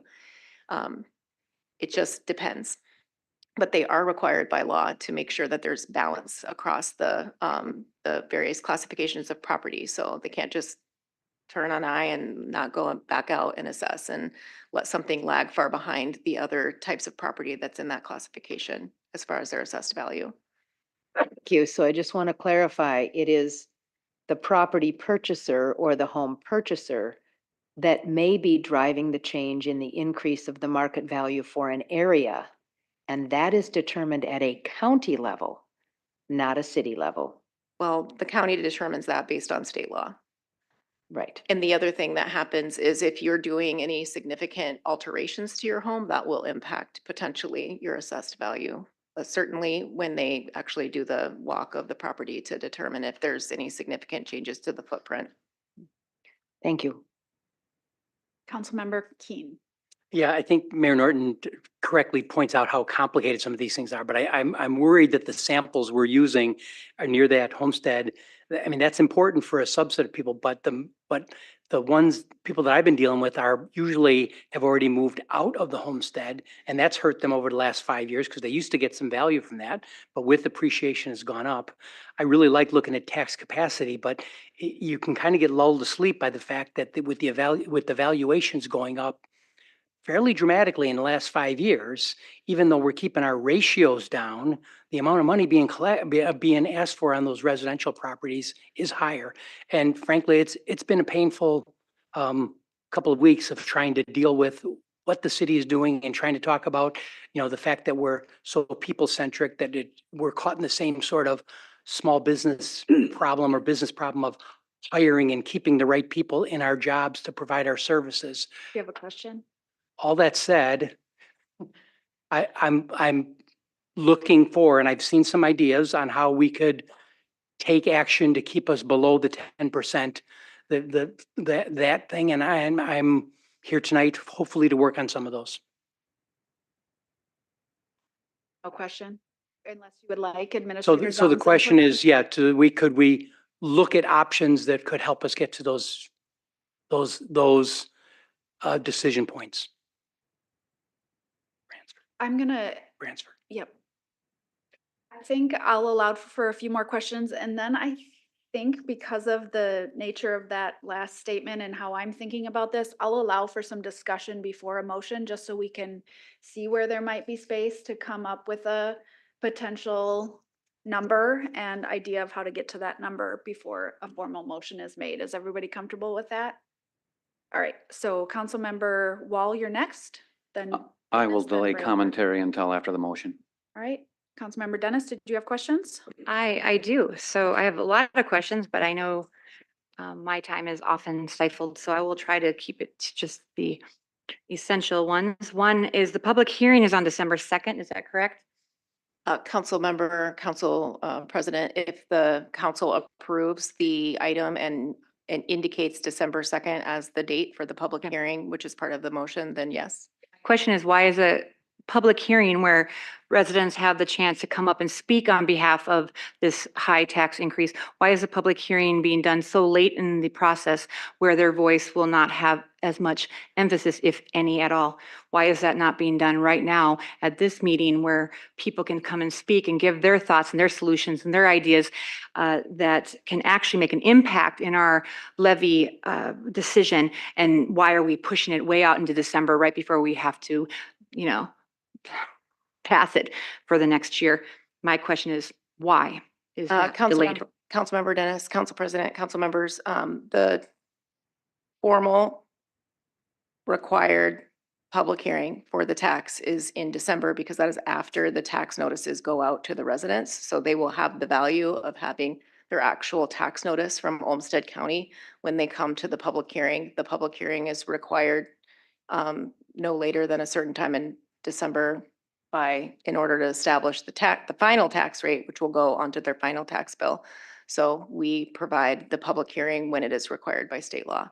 The public hearing is also printed on the tax notice that goes out to every taxpayer, property owner in Rochester. So just to clarify, we cannot have another public hearing? Could we not have had one today to get input from residents ahead of this decision? Was there anything prohibiting the council or from obviously the city staff, the hired city administration, puts the budget, puts this whole thing together, and we don't have say in consent agendas. But is that going to be something that, why couldn't that be done here? And shouldn't we wait to have the discussion until after people have the ability? Because there are so many thoughts out there in our community that have merit, and I believe that those should be heard before we vote on any numbers tonight. Council member, council president, council members, as was well pointed out, there have been many ways for people to reach out to provide public comment. There's open comment. You have emails that sounds like many of the council members have received. There's been many different ways for people to reach out to the city council directly, by phone, by email, by sending something in, by providing written public comment at this meeting. But the council didn't direct for there to be a public hearing for this, and there isn't one required by state law, and the taxpayers would not have had the benefit of having their tax bill. Well, I think that that should have been done. And this, I mean, this is just one of many, many pages. I go on social media. I don't have a lot of social media, but I cut and paste comments from constituents so I can read over their thoughts, because as you know, social media comments have been silenced from the city. So I do have been reading a lot of comments from not just people who have contacted me directly, but people who have put that on social media. And I all anonymous, I just cut and paste and don't keep your names, but I have those inputs right there that I base my decision on. My other question is back on the city session that we just had last month. I gave some very concrete solutions that could help acknowledge where possible wasteful spending is being occurring and how we can cut expenditures so we do not have to raise tax dollars. Some of those examples were a detailed department audits, purchasing car transparency, oversight and mandated competitive bidding, bidding on city projects and purchases that are clearly defined, and consolidating the new high salaried employees so that we don't pay for excess staff that we do not need, and we can look at other solutions. Those are just some of the examples that I gave in the public study session at the last meeting. I would like to see if any of those solutions have been looked at, as those, I believe, would take a huge bite out of this tax levy and perhaps allow us not to raise taxes as we are looking to do. So Councilmember Dennis, as has been answered multiple times, including at that meeting in August, I'll just point out that item F3, I believe it is, on your agenda this evening actually is the item every single council meeting that the city council has available to them with all of the detailed expenses. It's about 25 pages of line item expenses that the city has expended within the last 2 weeks. So every 2 weeks, the city council receives that report. In your council agenda, it was approved in the consent agenda this evening. And so that has a detailed list of all of that. It includes the purchasing card expenses under the section labeled Wells Fargo. For clarification, I'm not approved done without answering. discussion, approved without discussion, as we noted. Dennis, you are out of Pulled order. that item, but I would also just point out that the requests for audits, the city actually every year works with Smith Schaefer, and we go through an audit. You've requested multiple times to have audits of departments. The departments spend a great deal of time looking very closely at their budgets to determine what they might not need. In the next year, we actually reduced over $900,000 of expenditures in one-time expenses from 2024 to the 2025 budget. Actually, if we hadn't looked through all of the different line items in the budget, you would be sitting at a higher tax levy even than what was recommended in the budget based on some of those changes to labor contracts. So the changes to those labor contracts, the $6 million and change that is related to market adjustments for police supervisors and firefighters, is actually would have been closer to 11 or 12% had we not had great department heads and partners in the budget that look through every single line item and adjust where they can. I'm very grateful for the work that they did to get that down so that we could have appropriate pay. We are also regulated by Minnesota personnel rules related to the 20 bargaining contracts that we commit to, and that our employees in those bargaining units have rights to expect to continue forward, or we have a process that we have to go to in order to change that. The other thing that was shared is that each position is actually, we have a whole system of personnel in the city of Rochester, like most other cities in Minnesota. each position that comes forward actually has all of the requirements for the position, whether that's years of service or education. How much is of the budget are they responsible for? How many people are they responsible for supervising if they're a supervisor? What are some of the dangers associated with their job and certifications they might need to have? That position then goes to a company to be pointed. And so each position actually falls within a range of certain points. That puts them within a grade within their classification of position so that we are meeting all of the requirements and the fairness and transparency that's required by the Imperla rules that we fall under for being a public entity in the state of Minnesota. I'm not sure if I missed anything that you had asked. Well, I disagree with some of the transparency situations because I have asked repeatedly and I have emails to prove it. If anyone wants me to send those to you, I'm more than happy to do that before I lose my .gov email. I do want to say that the transparency, for example, just today we saw the mayor's, I don't know, vague situations of her budgets. I have requested that over and over again. I would like to see a little bit more detail on what kind of steak dinners are being served on behalf of the mayor's budget, because I know I have been a recipient of those steak dinners, and a lot of council Dennis, members you're and out of county order. commissioners have. You're violating one of Those our are- council rules about attacking another member on the dais. Yes, you are. You're insinuating, which is against our rules. I'm so sorry. Continue. I apologize. I apologize. I will not insinuate.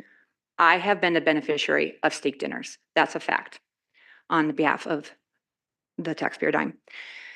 So I wanted to just see how we record those steak dinners. That was my question. Okay, can you So move on my- to another question? I think taxpayers have the right to know where their money is being spent and what is being spent. Would on. So recommend that my the question, taxpayer, we're in question, so I think it would be important just to reiterate that anyone that's watching this can go to item F3. They can open the detail report and they can search for anything they would like to in the detail report, which includes, there's actually an item there about the mayor's trip to National League of Cities Leadership Institute, the registration and the lift. So anyone can see that. It's on the website every 2 weeks. It's in our agenda. There's also policies that everyone has to follow for financial policies for reporting. You have to fall within the IRS guidelines. We don't reimburse for over a certain amount, and the Okay. meal can only be a certain amount. okay, I following the law, I appreciate that.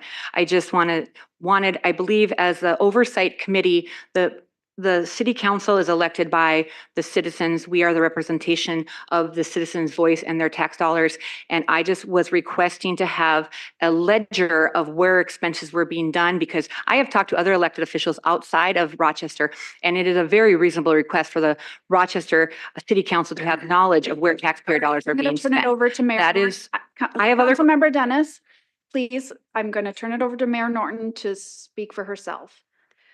I would like to point out in the information that I shared, when you pay registration to go to the National League of Cities in particular, and also the U.S. Conference of Mayors, and to some extent, actually, Mayor's Innovation Project, which were the three organizations, meals are included in the price of registration. Clarification, And I'm not talking about conferences. Member Not Dennis, you don't- conferences. I'm not talking about don't have conferences. the- Councilmember Dennis, you do not have the floor. Mayor Norton. Okay, then please say point of order and I'll make a decision on whether you get the floor. Point of order. I am not talking at all about any of the conferences expenses. Okay, thank you for that clarification. Mayor Norton, do you have anything additional to say, or can we please move on? By all means, move on. I'm going to hand it over to a final question to Councilmember Dennis and then Councilmember Bransford. I'll wait till we're done with questions. Okay. Point of order, Council President. Could everybody just remember to turn their mics on, please? Thank you. I will Whoops, wait until don't do we're that. done with questions. Clarification to the clerk, my mic has been turned off. I have not been turning my mic off. It's been turned off by somebody else.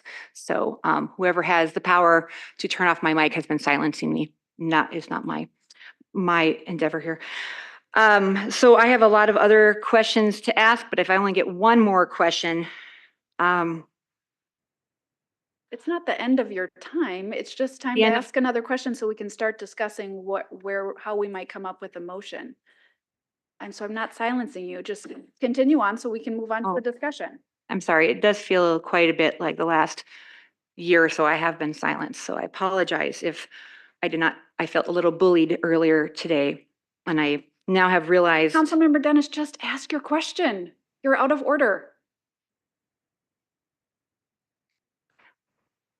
Okay, we're gonna move on. Who would like? No, I'll ask the question if I get a question. So without cutting essential services, which I believe can easily be done, we have essential services. I'm not at all talking about the police, the fire, anything that's essential for safety, for well-being, connection, library. I'm not talking about that. But with all of these examples, not just the ones I have done, but maybe an audit that has not been funded by the city from is there a way of actually looking deep and finding out, having transparency, so not just the council, but the residents have an idea where their taxpayers dollars are being spent, so that we can ethically look at how we can deal with the tax levy? Because if we don't know where tax dollars are being spent, anyone cannot ethically raise taxes, because I feel there are so many people struggling to stay in their homes, and without end in Point sight. of order, point There's of order. no end in sight to tax Councilmember increases. Keen. Point of order. I think Councilmember Dennis is out of order in terms of courtesy. Our rules state that derogatory remarks and insinuations that others aren't doing their job I'm not are a form of for sitting when one's not doing their derogatory comments jobs. Councilmember Dennis, you are out of order. and explicitly disparaging and depreciating other council members and staff. I think this should be ruled out of order. Point of order. I do not like Member Dennis, loaded you are language. ruled out of order. We are moving on to discussion. So as I've been thinking, I will start. I have also been thinking about this, just so everyone is clear. A public hearing, as Administrator Zelm said, is not the only way we collect feedback on things. We are constantly having conversations with our constituents. We are receiving emails. We are receiving phone calls. We are, even if we don't get to respond to every single email, we are reading them, absorbing them, talking to our staff to better understand where there's opportunity and how we can be as thoughtful with our resources and our taxpayer dollars as possible. So that is not a real thing, that we're not listening to people. We are. And one of the things since our last meeting that is really clear is, even if it's a $58 increase for a median family home, it's still an increase. And if you don't have $58, you don't have $58. So I just want to call out that we appreciate that. And these are very hard decisions for us to think about how we support a growing city and the expectations that come with a growing city, and maintaining staffing for this growing city. This is not just being able to recruit quality staff who actually want to work here. It's about having the adequate ratios to actually staff our fire department to respond to fire as our community grows. These are very real things that we have little control over curbing, other than our really exceptional negotiations during labor contract discussions. And even that, we still need to support our ability to bring in really exceptional personnel. So it's not like we're sitting up here thinking, oh, what can we add that would be really nice for our city? No, we did that with one thing, and that's the Silver Lake pool. And that's because we heard a lot of demand for having a pool in that space, in that neighborhood. But otherwise, these increases are reflective of public safety, are reflective of assets in our community that provide a ton of value, and value that our community and our visitors expect. So there are a couple items that I think that we could talk about, whether they are essential this year. And if they're not essential this year, I'd like to hear from an administration if and when they would be added, that wouldn't have as much impact on a levy, because the projected levy is looking to dip after a couple of years. So my understanding is, while we have really outstanding financial practices, that the position of the internal auditor is an add, and could potentially be something that could be added in a couple years instead of this year, when we're facing a high levy increase. And then there's also a fairly expensive piece of snowmaking equipment that could also be added in a future year, and maybe is essential to add this year.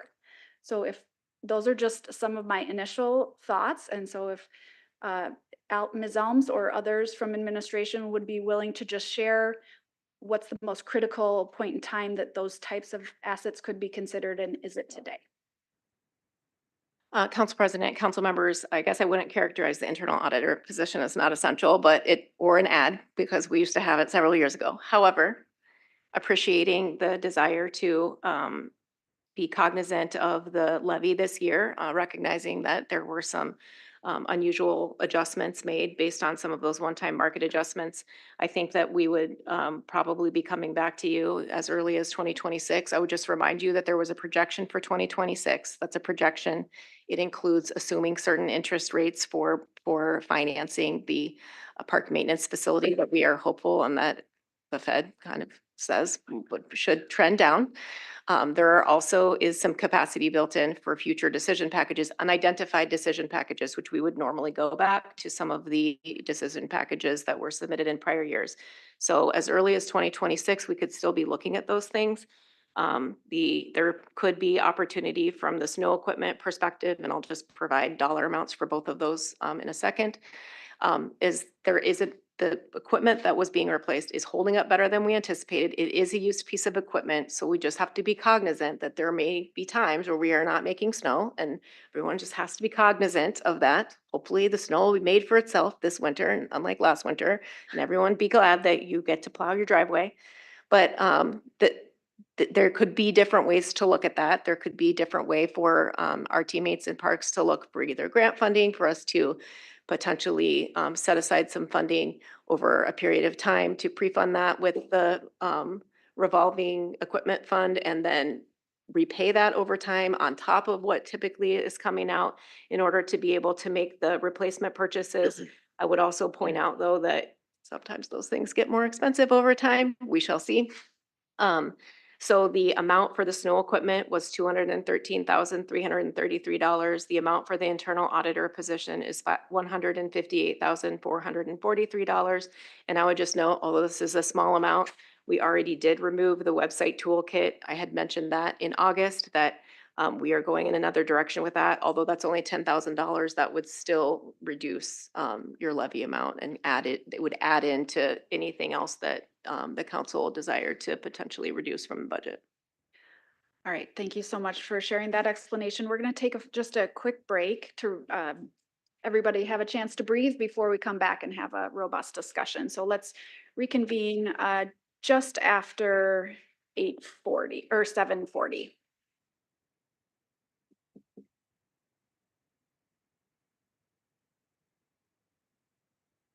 Recording stopped.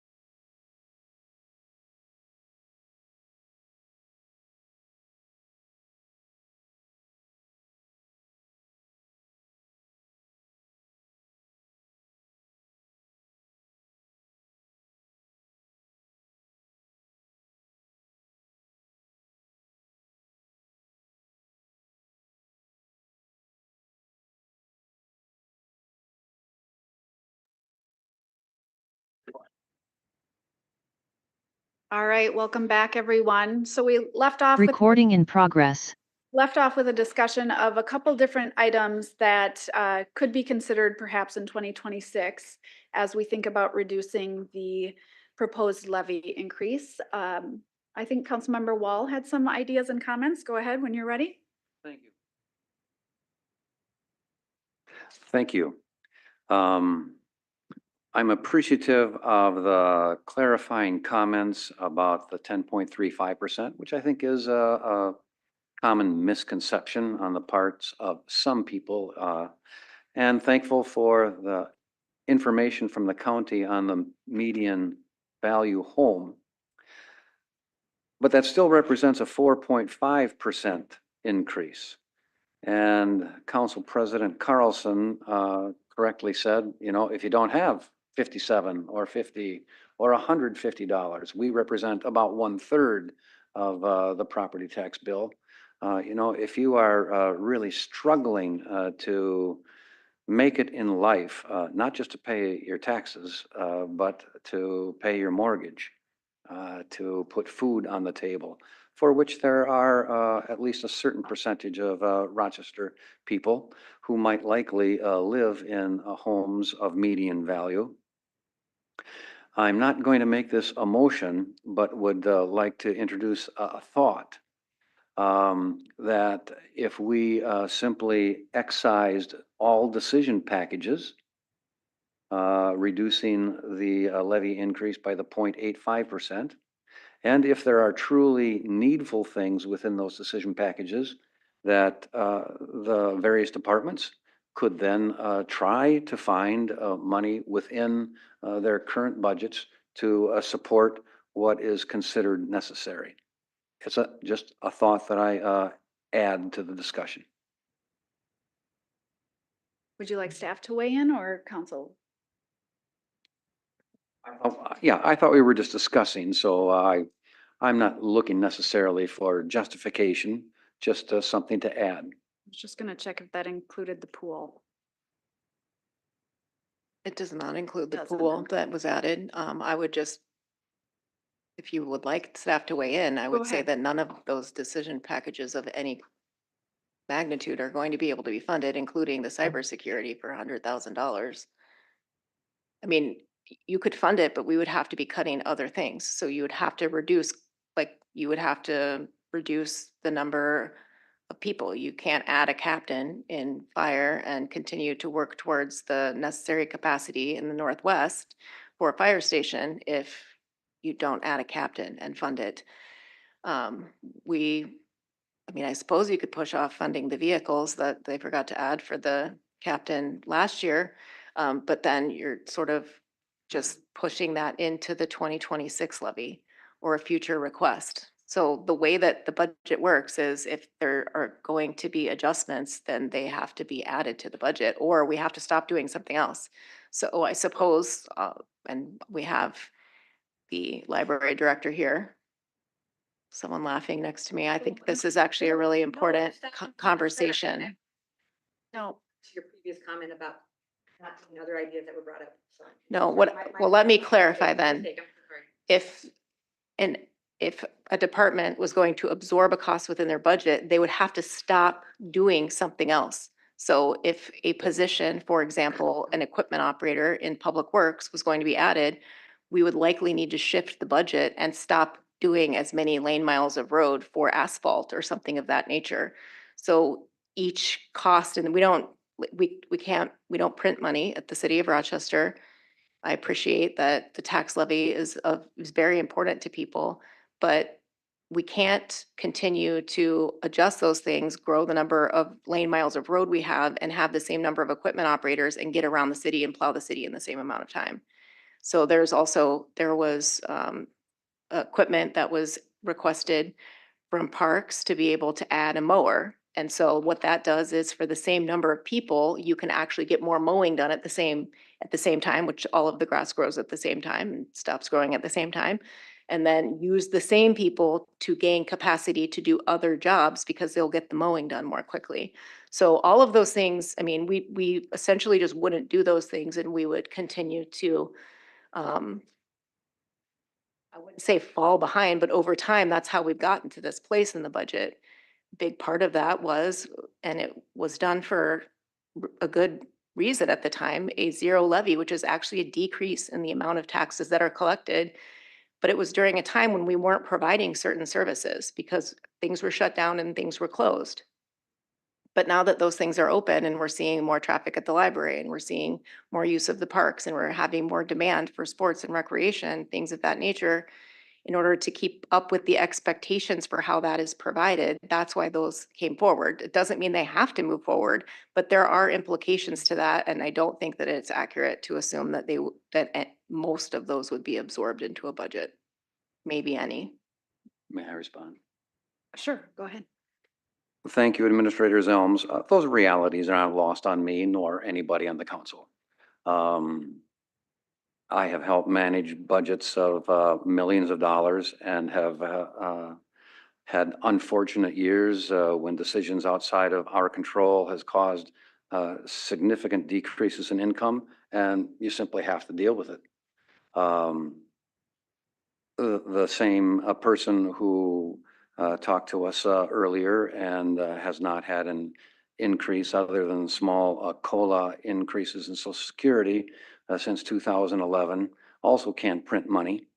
And when we get a bill, be it a property tax bill or a homeowner's insurance bill, then there needs to be a decision within our personal budgets to say, well, what goes? What can we possibly, even if we think that our cable TV is important, maybe that goes. So I realize those are really, really hard decisions, and I can appreciate that. Okay.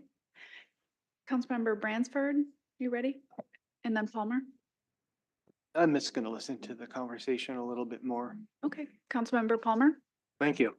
A couple things I'll just point out real quick is in the homestead exclusion, it's raised by $7,500. And that was the state that did that, which is helping us out a little bit with this medium income home. But the thing that they're not helping us out with is LGA. And people keep forgetting that LGA is falling off and falling off. We don't even count for it in the budget. We use it for our CIP budget. So, you know, if we can have some help there with our LGA, that would be helpful. I'm gonna go back to one of the suggestions made about the snow grooming equipment. The snow grooming equipment, we saw that on April 15th at our meeting. That would save us $213,333. I think that could be delayed. The thing that's, I've been sent by many different people is why doesn't the city council take it? And why don't we reduce our travel budget in half? If we'd reduced our travel budget in half for next year, we would save $15,000, $15,034.15. And then the other one that's always been raised is why don't we reduce our compensation to the city council? That would save us $199,628. So those are three things that have been brought up to me. I had not heard about the internal auditor, but if the city administrator thinks that we can do without that spot, that would be helpful. That would get us down to about a 9.95% increase in our tax levy, which is a help and it's a move forward. Just a point of clarification, Councilmember Palmer, I think if you add in a 50% reduction of compensation, which I think that there should be discussion over of council salaries, that would get you even further reduction, like 975 or 98. Yeah, lower. It's lower, but I don't know how much lower. Maybe our friends in finance can I tell us. just know that the dollar amount I was given was $199,628. And the travel, half of the travel would be $15,034.15. And about 800 or between 800 and 900 is 1% of the levy, right? Yep. So, okay. That's $570,000. So those are the things that I've heard from the Almost. community. 0.75%, right? No, it's like 0.5. If the 1% of the levy is $850,000. I don't think that's true anymore now that we've Because of, increased. yeah, okay. Okay, so 0.5-ish, but that would be a very big change for council members in our future council, which we would be making decisions about. Okay, interesting ideas. Councilmember Dennis? Okay, yeah, so I have a lot of points, but I just wanted to chime quickly on those two. If people go back and watch the recordings of other council meetings, or if you just pick up the phone and call other elected officials, call up former council members and people who have held office and talk about the importance of knowing other people outside of Rochester to get ideas and innovative solutions. If we want to tackle some of these, we need to be educated. At a city of our size, we need to have educated and informed council members. So trying to cut education and dumb down the council is not the way to go about saving money. We do want to make sure that people don't abuse it, and we want to have accurate records of every dollar spent on every single council or any kind of travel. That includes the city staff. I do believe that we need oversight on spending, but I do not believe cutting education. I'm speaking from a school teacher perspective, obviously, but also someone who just knows the power of connecting to unique and innovative ideas, to isolate ourselves in a silo, thinking that we know all and just gonna go by the whim of what the staff wants. Council needs to have that education. So I do not think we should cut that. And when we're looking at a budget of, $600, $700 million, 15,000 here or there. What we are should look at is on the consent agenda item week after week. I'm not talking about today, although we can all see what happened today. We can look back month after month. There are millions and millions of dollars. And so I believe that if we have someone to orchestrate and make sure, and I brought this up before, I'm not sure if Administrator Zelms has directly looked at this, but have someone who is going to, and I don't know where I wrote it down, but have a mandated somebody who makes sure that competitive bidding is done on every single project, every single purchase. And if we have competitive bidding, we can shave off $1 million here, $1 million there every single month. And that's where the money lies, I think, is to ask the hard questions. So that's just Point of order, let's just get a clarification on how we do bidding. There's a lot that do not have competitive biddings. Yes, and there are certain requirements that we follow. Council Go ahead. member, council president, I'll answer this again. The city follows competitive bidding in accordance with state law and our charter. Competitive bidding is required for construction projects. It is not required, although we do get quotes and we actually look for the highest or the best qualified individual when it is something like a professional service. We still do look at that, but that's not how professional services are procured. So if there is something that doesn't have that very specific type of bidding for a construction project, it's because it's for a different type of service.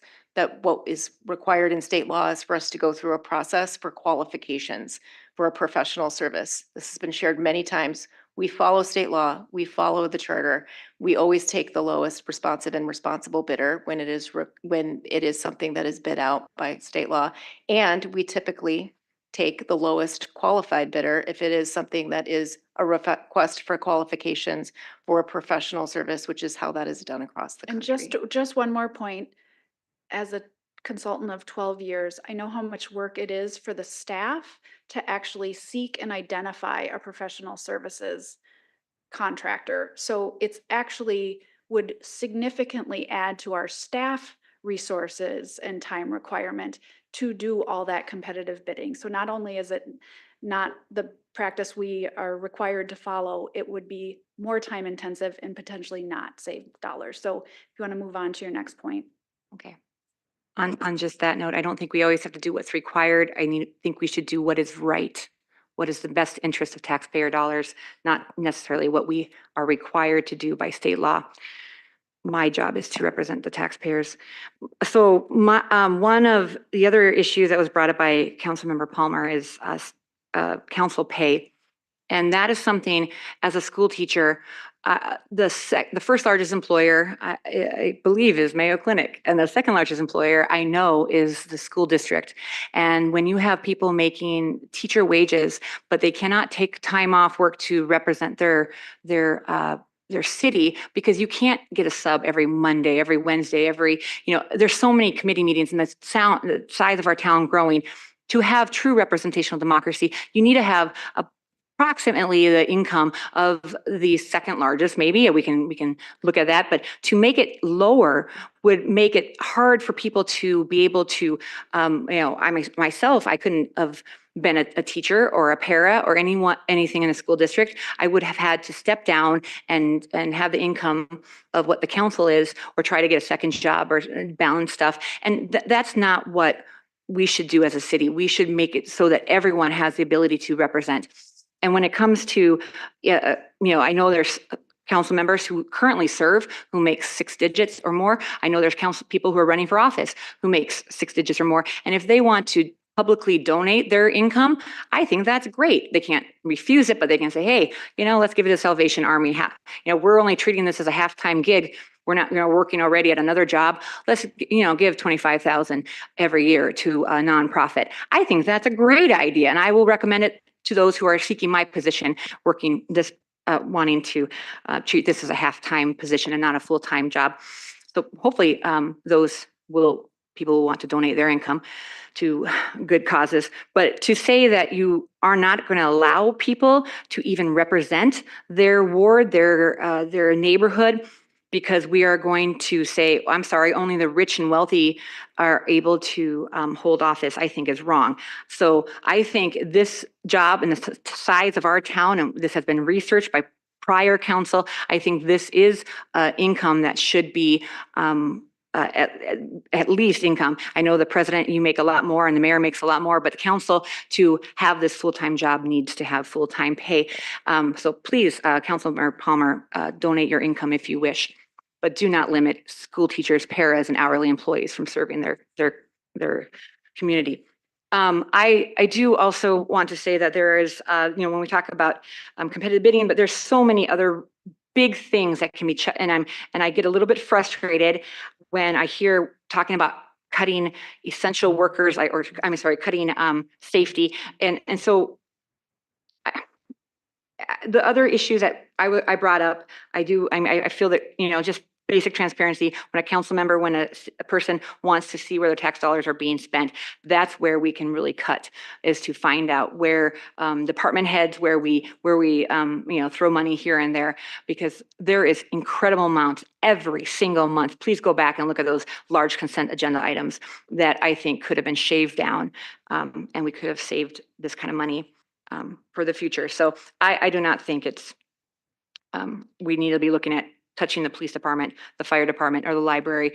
We need to be looking at where we're spending money on office furniture. Of course, maybe that's not the best example because It's not the tax levy.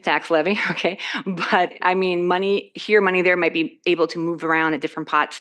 And we never had a discussion on that. So how do people actually know what that office furniture is about? And except for you, city administrator, chiming in and interrupting. So I just want to say, let's look at cutting Point of order, fiscal they can spending. read the summary that's in the council agenda item. The council agenda item identifies the funding source. Thank you. Okay, I'm just saying for all the other council meetings this entire year and previous years, that those are so much money that if we just have basic discussion and not try to push things through as fast as we can, have these meetings that are overly packed and have the staff determine the entire agenda, could actually benefit taxpayers, and we could save money and not have to deal with any huge levy increase in the future. Thank you. So Councilmember Dennis, I didn't hear any concrete areas to propose cutting in a motion. Oh, I proposed having a mandated oversight board for competitive bidding. I think that one position. Dollars. Well, you just have someone in each department who's doing the project saying, this is what we're going to do. We're going to make sure that there's a competitive bidding. And we're talking about looking at. We already do competitive bidding. Not on every project, not every purchase. When we buy a fire truck, there's fire trucks that are just purchased without bidding.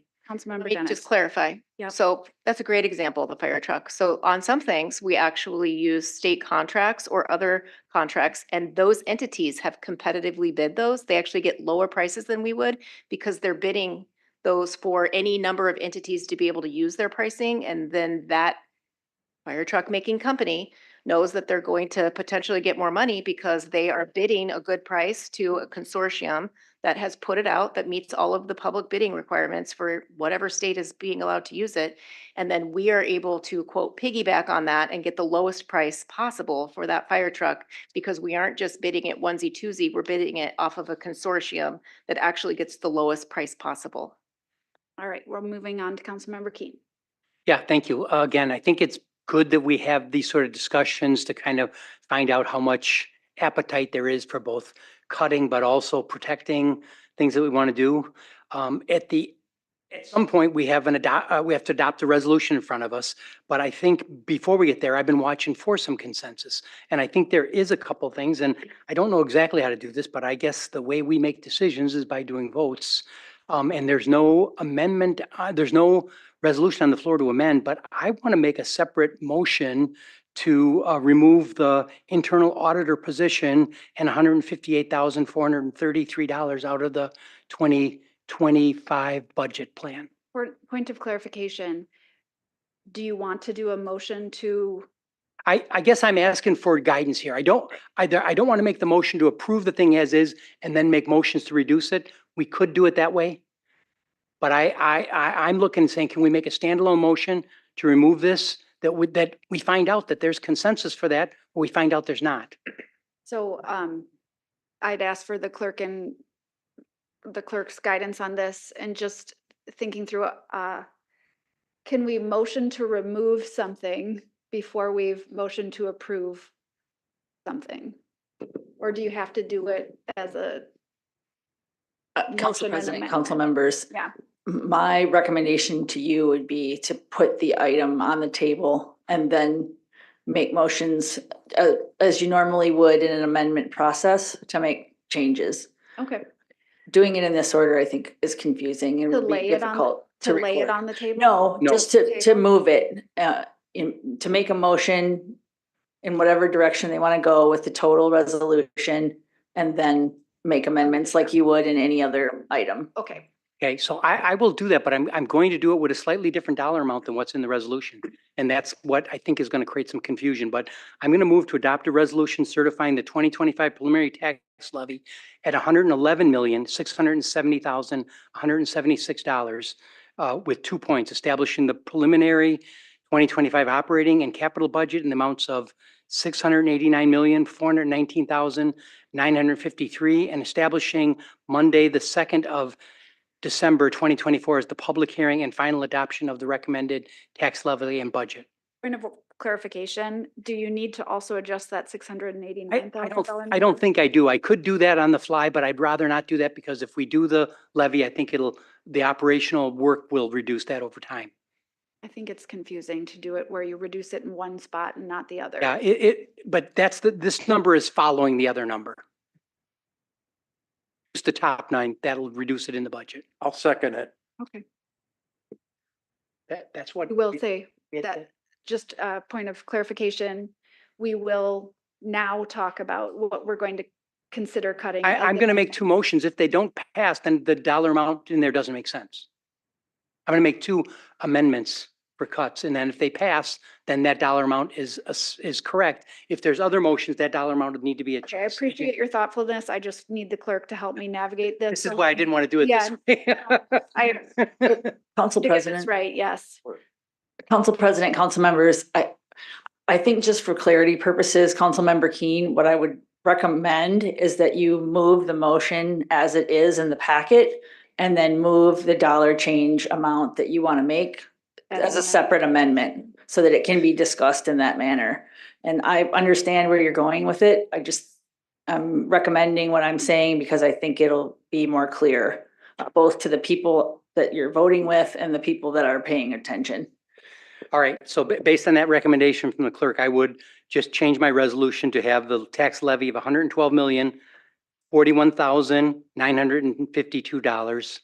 And the other 2 items, the dates and the operating and capital budget the same. Second.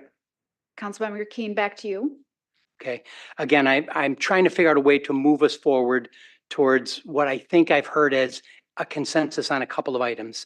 And one is an amendment I'd like to make that within establishing the preliminary operating budget to remove the internal audit position and $158,433 from that budget. Did you say the auditor and the snowmaking? No, I just said the auditor, I'm doing them separately. I'm gonna do them separately. Okay. So auditor first, there's a second. Back to you, Councilmember Keen. Yeah, again, part of this is my reliance. We've gone back to this. We've talked about the majority of the budget is driven by what's happened with some of our different salary negotiations, some other things that have happened. But we've also have the staff kind of comb through for things that would be least impact to productivity, to operations in 2025. And this is one that came to the top of the list. Okay, I know that this is a really important position and something that did exist previously, so I won't be here, but the idea that it be reconsidered in 2026 when the levy starts to come back down would be my direction or encouragement to staff, but I can't make that a formal request without my colleagues as well, so my 2 cents. Councilmember Palmer. Can I ask a clarifying question? This is the max that we can set for a budget, correct? And December 2nd, it can be less. Yep. Correct. Councilmember Palmer, this is the maximum amount that you can establish for the tax levy. So it's the maximum amount that you can actually levy because it will be the basis for what goes out in the tax notices. It could be less in December. If you think that you would like for it to be less in December, it would also be helpful to know that during this vote so that we can have a study session. All right, any other discussion on the internal auditor position? Councilmember Dennis. In here. Okay, I am really confused. So we're looking at getting rid of transparency. We're looking at getting rid of oversight. We're looking at trying to make it harder for people to know where money's being spent and that even though it's city funded, it's still an outside agency that has some kind of, requirements that they're going to be truth telling. And I feel like this is the worst thing we could do is try to say, okay, we're going to try to shave down the budget by us knowing less and less on where we can modify the taxes in the future.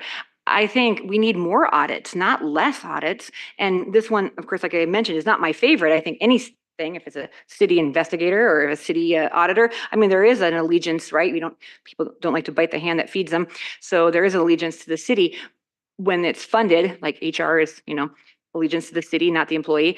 But we want to make sure that this is something that we look at very carefully, cutting outside eyes on the budget. I mean, I don't like this idea at all.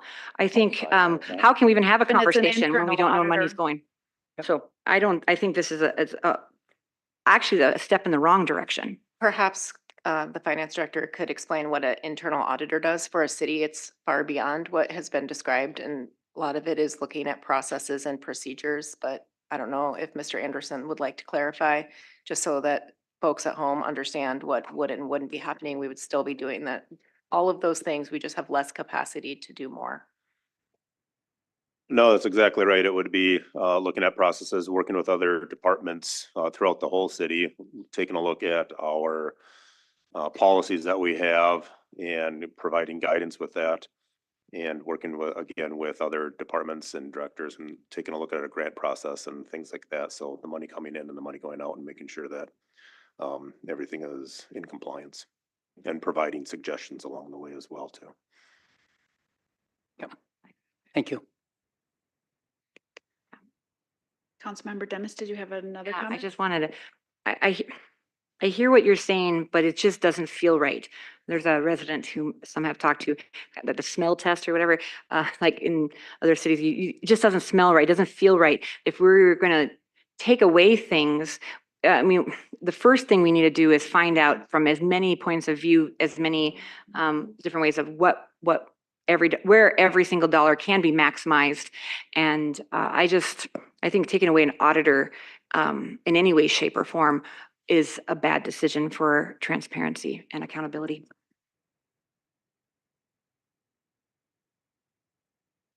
Call the question.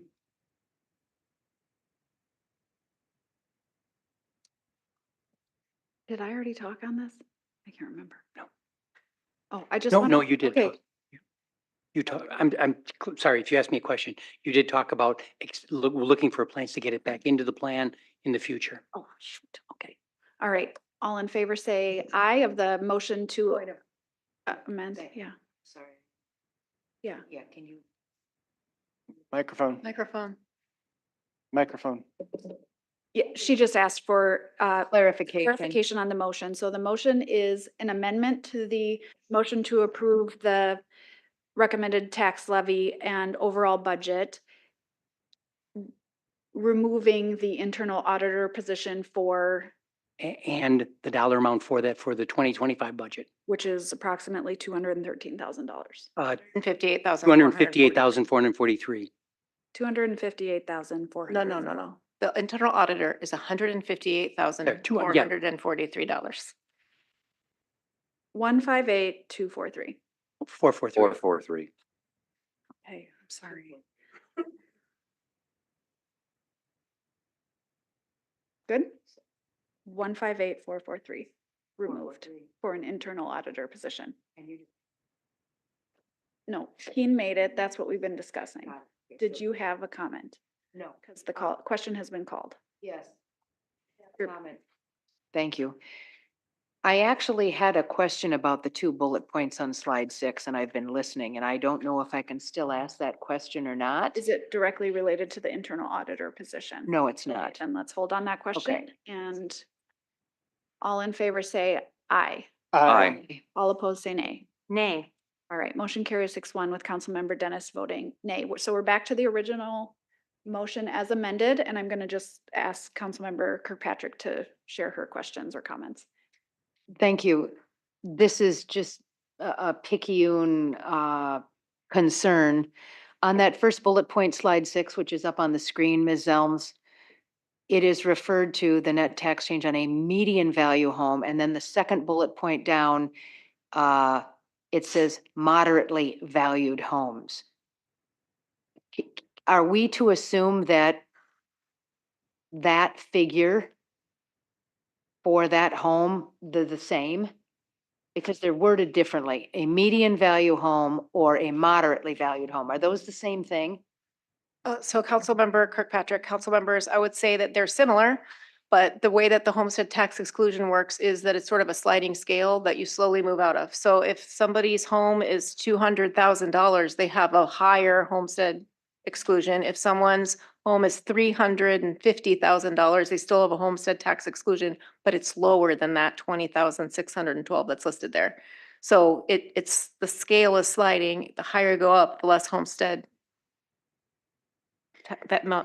value exclusion you receive on your home. So the median is the example, the moderately valued. Is a range around the the median. range. Right, Yeah. right. Okay, got it. Thank you. That's what I thought. I just wanted that clarified.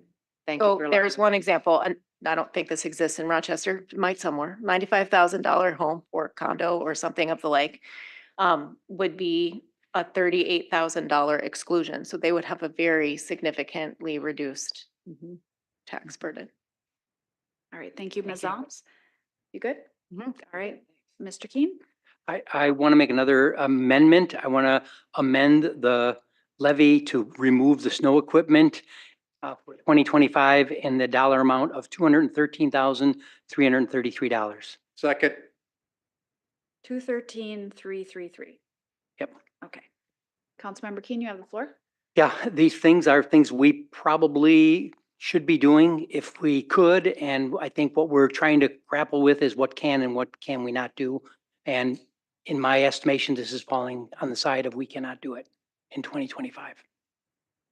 As an outdoor sports enthusiast, this is very sad for me, and I know that it is for others, especially when we had the winter like we did last season. But as far as something that isn't essential and we are looking at places to cut, I'm okay with this. Other comments? Councilmember Kirkpatrick? I would also comment with the data on global warming, climate change, and our increased temperatures in the wintertime. This may be something that we may be saying goodbye to in the future, long term. Sorry. Councilmember Dennis? So okay, maybe I'm just missing that out. Sometimes I'm so focused on like the big stuff we can cut. I mean, cutting a snow, isn't that a safety hazard? I mean, I just feel like having safety equipment, and that's why I'm a huge supporter of the police and the fire department and different safety, public safety, but snow removal and making sure that we have clear roads for people to get to work. I don't understand, what exactly are we cutting? We're cutting something that, Just a point of order, we'll get you that answer, but your time is pretty much up on this item, so let's just get you that answer because it isn't snow removal, it's snow making for sports purposes. Go ahead. okay, well, It's that's, snow well, grooming equipment at primarily Game Haven. okay, well, so my thought on that, thank you for clarifying. Want to make sure I'm good to have good, clear communication. We have, and say here Snickers and people dismissing comments all the time as well. So just for that public knowledge. When we talk about people's mental health and in the winter where there's incredible depression and NAMI just had their walk and there's different, talks about suicide prevention and we're having astronomical issues with people finding connection. Taking away something like this, I mean, it is 200,000. Why don't we put a cap on salaries that make more than the governor? Why don't we put caps on other things, not just trying to eliminate something that's going to be beneficial to youth who have a huge issue with connection, mental health, and belonging? I am all about making cuts, but like I said, month after month, we could have made millions, and now we're trying to take it away from those who want to get out and connect. I don't necessarily like this budget cut because my allegiance is to the children and to the future of our city, and to have kids killing themselves and kids suffering from incredible disconnect because there's nothing to do is not what we should be doing as a city. All right, Thank you. Councilmember Dennis, so that's your time on this budget item. So let's move on to any final Can discussion. I just clarify something? Just, I think it would be helpful for people. Sure. It was said earlier in the meeting, but the Parks Department has shared that they do still have operational equipment. They're a little concerned about it, but they will still continue to work on their snow grooming. It may be slower. It may not be as well as somebody would like over at Game Haven, but they will do their best with that and they will continue to evaluate options. So they have the old piece of equipment and they will continue to limp along. All right, any other discussion? Councilmember Bransford, I just don't want to miss you. I think this is an appropriate cut. I don't think this is going to cause any mental health issues, especially if we have backup equipment. I think we're doing a good job here. One, to identify things that we need but aren't necessarily essential. And I also think it shows the people watching just how difficult this is. I mean, we're really trying very hard to find places to cut the budget, and this is kind of what it has come to, and I appreciate Mr. Keen's motions, and I certainly would be supporting the second amendment. All right, any other discussion? All in favor of the amendment to remove the snowmaking equipment for $213,000, 333. All in favor, say aye. Aye. All opposed, say nay. All right, council, I'm sorry, this is confusing to preside over. So motion carries 6-1, Councilmember Dennis voting. All right, so we are now back to a motion that has two amendments to remove the internal auditor and the snowmaking equipment. Any other discussion? Councilmember Keen. Again, I just want to make a clarifying comment here. At this point now, the preliminary levy is at 111,641,952, which I believe comes out to be like a 9.9 or something. It's not where we want it to be, but I feel confident, like leaving here, that if there's other major things to be found, the staff will find them and we'll work them in before we get to our December 2nd meeting. Yeah, just, I think a point, and not that it's, not that it's overly material, but I think we're running with just a little bit different numbers in terms of what the preliminary levy would be. I think this is why it's difficult to do the math. Yep. Yeah. In the meetings and all that. And I think however this all turns out, we will go and reconcile you know, your specific reductions with the overall levy and the resolution, and that's what will get certified to the county.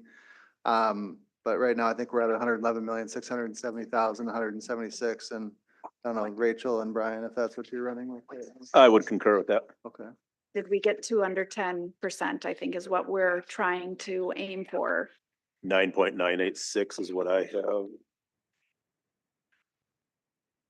have. That does not have the 10 on Yeah, it yet. Correct. Yeah. The 10,000 also would come out just automatically. I don't know what number I said out loud, but my number is what you said, 111,670,000, 176. Okay, appreciate the clarification. We want to be exacting, I know. So Councilmember Palmer had another comment. Yeah, I'll make an amendment to, because I've been asked to remove the travel budget or cut the travel budget for the city council in half. That would save us $15,034.15. Second.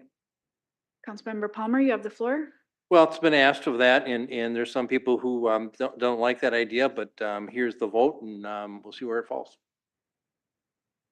So I know we've talked about this and so many times on this dais. It's been really challenging conversations. And I will just say that I do appreciate that some conferences cost money and we have to consider which are a fit for us based on our committees and passions and everything.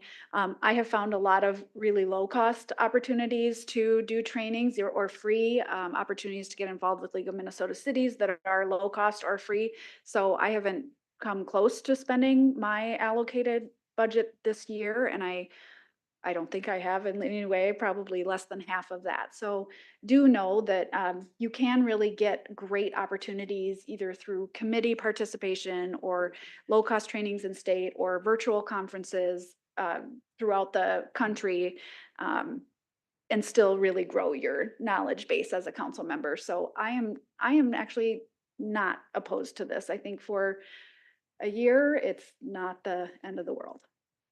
Councilmember Keen. Yeah, I mean, I understand why this comes up.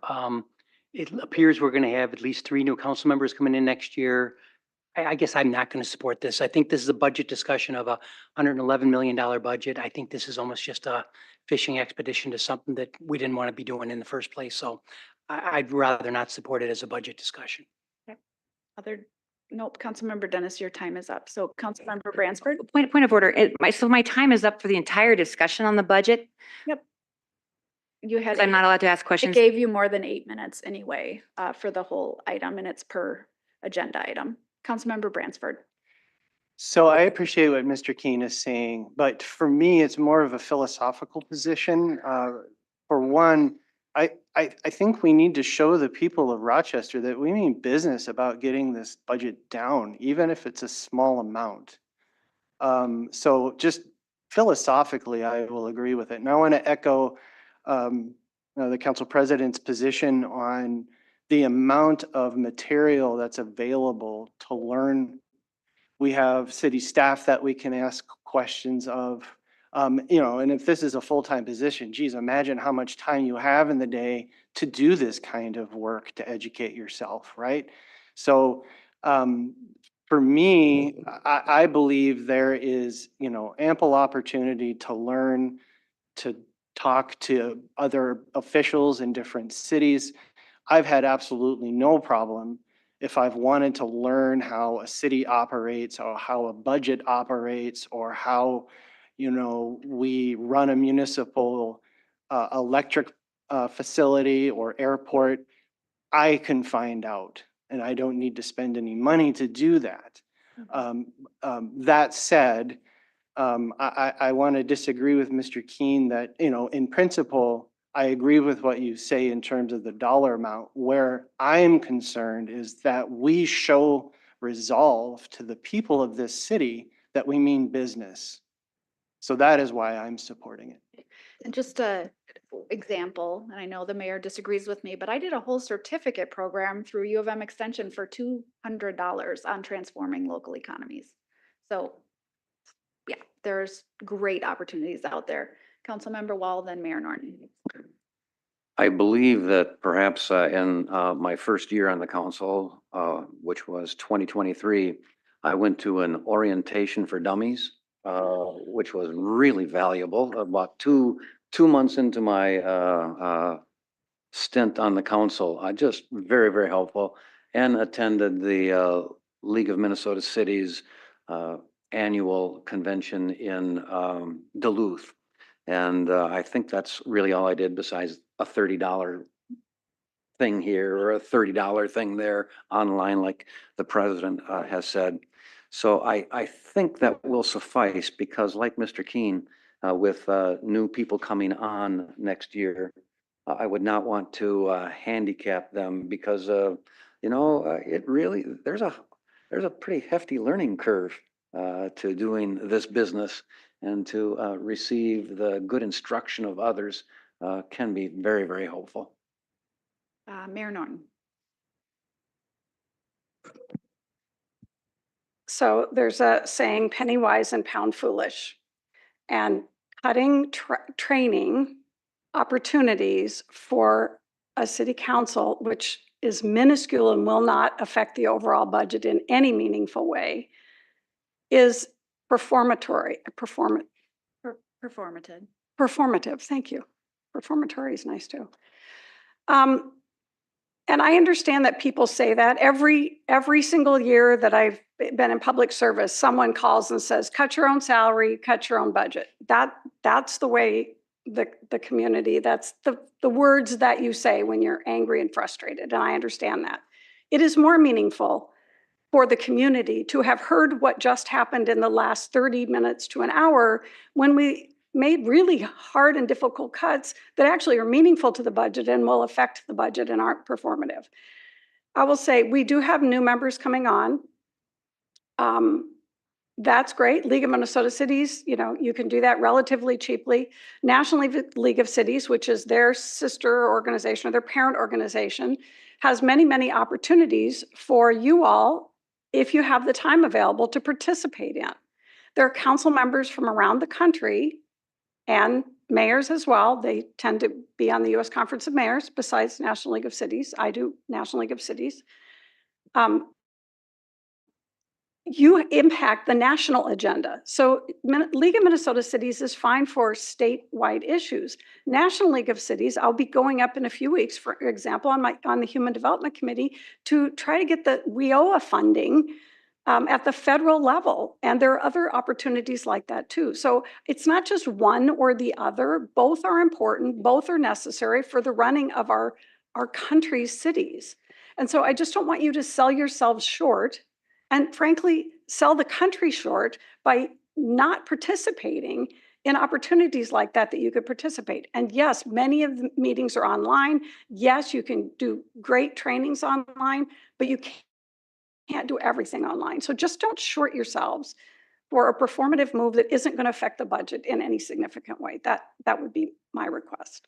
Councilmember Kirkpatrick. Thank you. I'd like to also introduce something that hasn't been brought up, and that is appointments to state boards or commissions. We can all dive a little deeper with our roles on the city council and dig in deeper to the work that's done through the state to advocate for other cities within the state and our own. I'm very grateful for my appointment to the State Board of Water and Soil Resources by Governor Walz, and that was just renewed just this last year. I have been able to learn more deeply about riffle dams, something that has been a very controversial issue in our city, but it is well proven data-wise in other areas of our state. I have been able to vote on funding for Olmsted County that is going to significantly impact our erosion and the sedimentation that goes into our lakes and rivers and streams. For instance, Cascade Lake Park is shut down frequently because of E. coli. So being able to do that work to impact our city and other cities with a higher role that is a significant amount of time that I do not get paid for has been of great benefit to me and the citizens of Rochester and other citizens across the state. And it's something that I learn with, and it's pretty fun. So there is that ability also to go a little above and beyond if you want to, and take that learning that costs nothing. I actually get reimbursed for some of the things if I turn my form in, which I don't. But, you know, there's many, many ways. And I believe I have not used any of my funding this year at all to do any learning or traveling. And that's something we can all choose to do. We can use our own budget and use it fully in one year, or we can skip it and not use anything. So I agree with pretty much everything that's been said, and that's on both sides of the fence, but I would vote to approve this to reduce our budget by half, our travel budget. I think we can get done what we want to take on and what we want to get done. And I see you shaking your head. I appreciate the penny wise, pound foolish. I really do. But in my particular instance, for me, the role that I've taken on, it isn't penny wise and pound foolish. It may be for Mr. Keen, it may be for Ms. Carlson, but for me, it's okay. And I think all council members need to be able to make that decision. And it is just for 1 year, and we will open it up as we move forward. Yeah, and next year's looking at a high levy as well, so it may be a couple year necessity, but. All right, let's go ahead and vote. Let's do a roll call. Clerk Geisler, when you're ready. I'm sorry, you ready? Okay. Councilmember Keen, Nay. Councilmember Bransford, Aye. Councilmember Wall, No. Councilmember Kirkpatrick, Aye. Councilmember Palmer, Aye. Councilmember Dennis, Nay. Council President Carlson.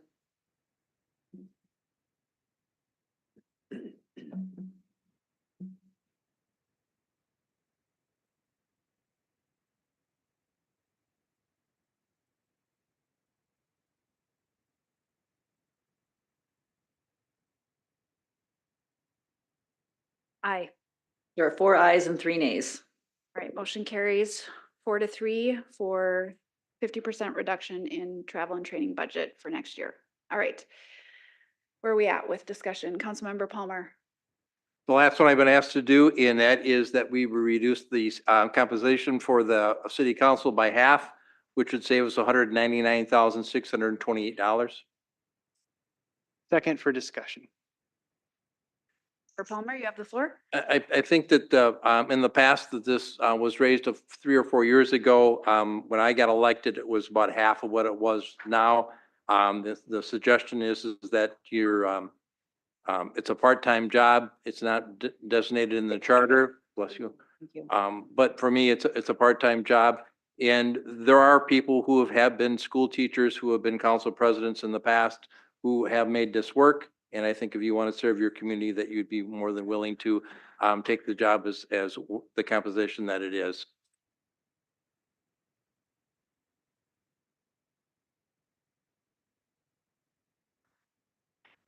Point of clarification. So this 8 minutes, it can't be for each amendment, No, it's for each agenda. for item. each agenda. So I can't even make an amendment to try to decrease the budget because I've already spoken my 8 minutes. Is that correct? So if I have ideas on how to lower the budget, I've already used my 8 minutes, so I'm silenced. Is that correct, Council President?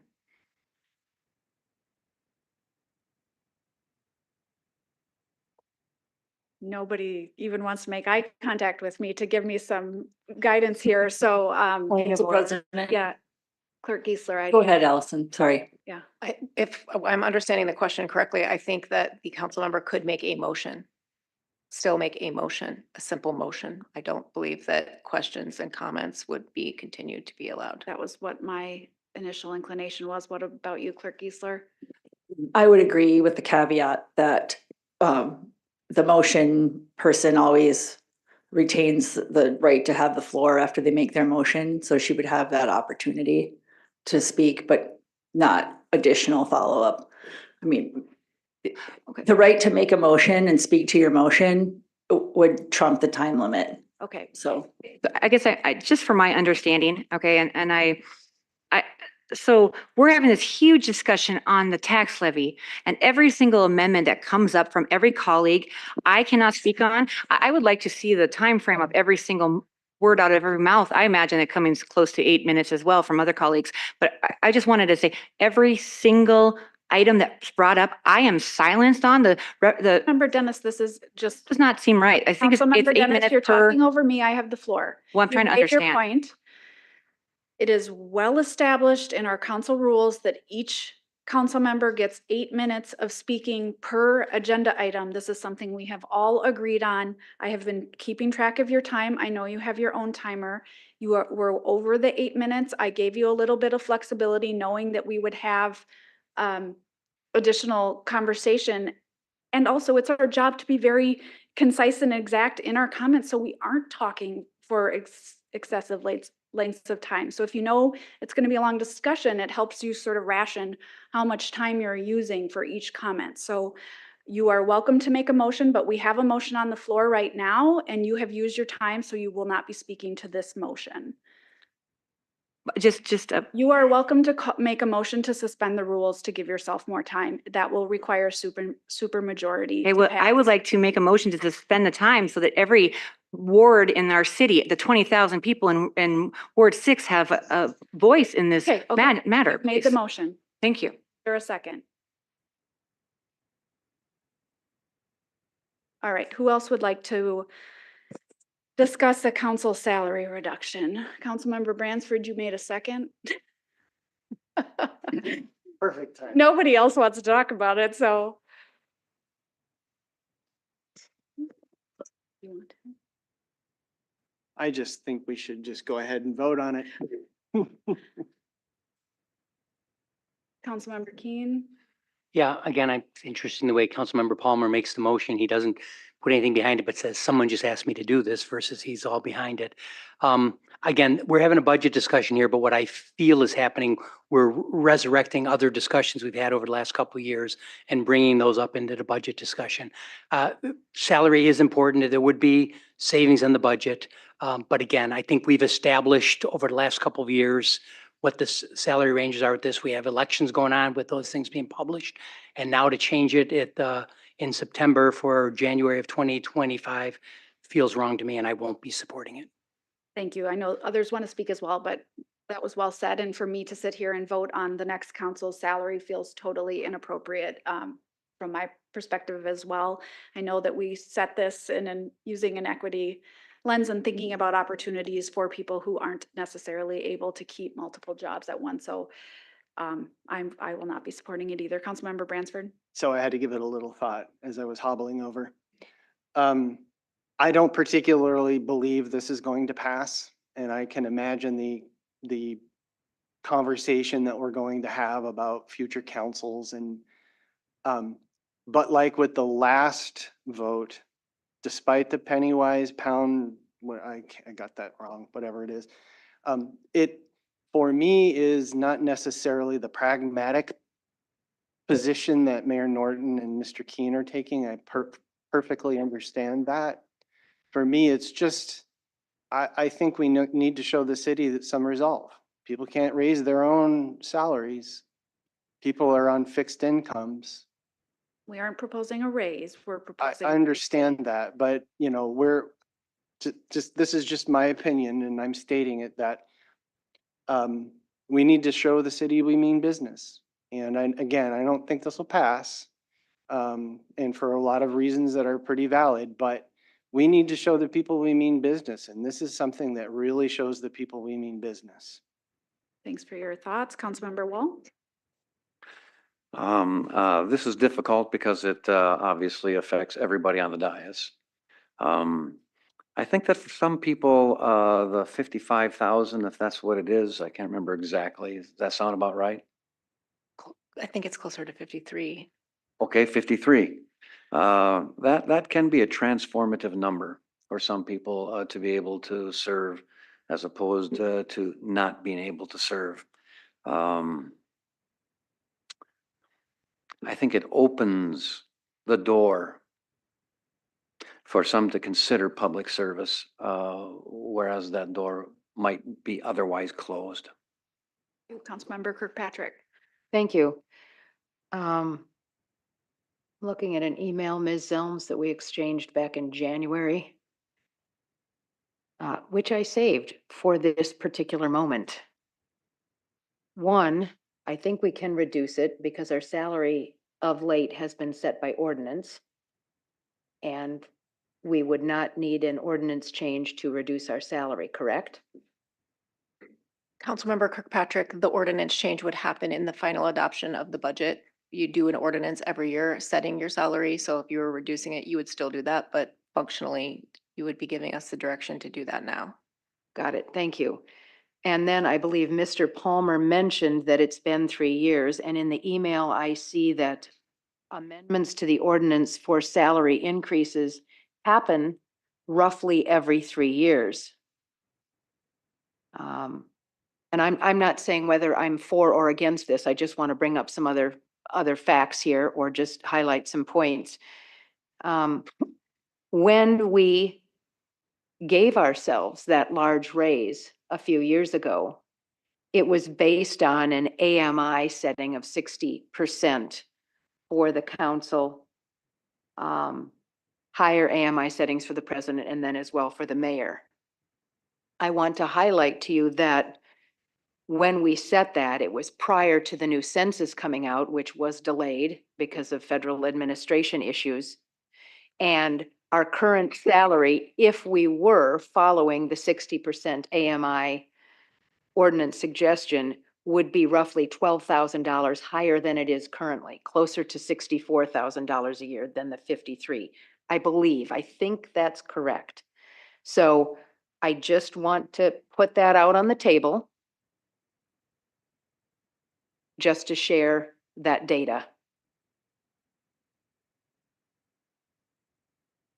Please correct me if I'm misspeaking in any way, Ms. Zelms. I'm not sure I can remember all the way back to January, but but it does, you cannot just index your salary to the, or excuse me, the council compensation. I did just get a note that I was incorrect. It's $55,840 for the council council compensation per council member, and 64,216, but based on those AMIs that were established a couple of years ago.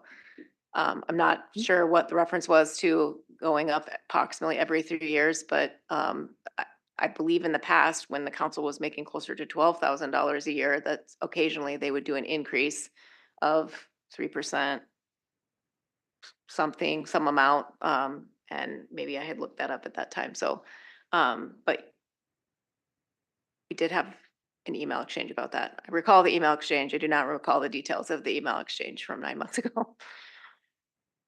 So are you thinking that freezing the current salary is that what you're trying to say, that it would save? I'm not trying to say anything. I'm sorry. I'm not helping any decision-making process whatsoever. It's up to you all and myself, right? I'm just throwing out, I believe, factual data to further inform the decision-making process. I guess I would just say, I Or think make what it more Councilmember convoluted. Kirkpatrick is saying, that had you been able to index that off of those 60, 80, 100, I believe it's actually 80, 100, 120, AMI was the final that you landed on, that would have gone up over time because the area median income had gone up, so your budget would have gone up even more. Right. But it didn't, we are It not. didn't. You also made a motion when you made that last increase, and the motion was actually made by Councilmember Kirkpatrick, saying that we would not ever increase those unless directed by council. So Okay. we can't even put it in the recommended budget unless it comes up in some sort of conversation to put it in per that motion. Thank you for that clarification. I think we can move on to, did you have something else, Councilmember Bransford? Anybody else? Can we do a roll call? Mayor Norton, go ahead and speak, and then we will do. Yeah, again, I'll just say I'm really disappointed that these motions have been brought forward. People come to us all the time and ask us to bring things forward. And I think we have to think through the things that make sense. And I think this hurts the council. I thought travel budget reduction hurts the council and its ability to represent the city in the state and the nation. I think this hurts the possibility of people being able to come and and serve because of other roles that they may have to go part-time or they may have to miss work if they're hourly. It can have a negative effect. And mostly, I'm concerned on both of these issues because you are doing something at a time when people have put their name on a ballot with one expectation. And you are making decisions for them that are going to affect potentially whether they may have even ran. And that just feels wrong to me in the middle of a campaign. And I will just say as an example at the state legislature, and I think even years ago on the school board, when we talked about these things and didn't ultimately do it, we would set it so that it would change in the years ahead, the next time you were up for election, is how they would word it, so that it didn't affect people who had put their name on a ballot and were running for office. And so that's really where I'm really struggling with what you're doing. You're affecting the lives potentially and the incomes and the ability to educate themselves of people who have filed under one belief system, and now you're pulling the rug out from under them. So I know both Councilmember Keen and Wall said something similar, but I just really need to say on this point, I really agree with them. All right, Clerk Geisler, please call the roll on the motion to reduce council salary by 50%. I have a question on the vote. Okay. Okay, so is Councilmember Palmer's motion, does that exclude the position he's running for, council president? Because council president has a higher income and so does the mayor than the council. Is this just limiting the income of council members, or is it also limiting the income of the position he is running for and the mayor? It's council overall, right? It's all 7 council members inclusive of the council president position. And the mayor? It does not include the mayor. All The right. mayor is not a member of the council. Okay, but but Clerk, her go ahead. income is part of the budget, so. Councilmember Keen, Nay. Councilmember Bransford, Nay. Councilmember Wall, No. Councilmember Kirkpatrick, Nay. Councilmember Palmer, Nay. Councilmember Dennis, Nay. Council President Carlson. Hey, I'm really Yes. glad we did a roll call. 7-0. Yes. All right, well, that probably could have taken a lot less time, but on we go. So we're back to the motion as amended 3 times. Would it be helpful if I just clarified the number that you're at? Yes, please, thank you. So this also includes taking that $10,000 out from the, that we had indicated when I did the brief summary. So the original levy coming into this meeting was 112,041,952 by taking out the internal auditor, the snow grooming equipment, the website toolkit, and the motion on cutting the council training budget in half. You would be removing $396,810 from the levy, bringing it to $111,645,142. That would bring the total budget to $689,022,783, and the total increase from 2024 to 2025, this is back on the levy, to $10,114,190.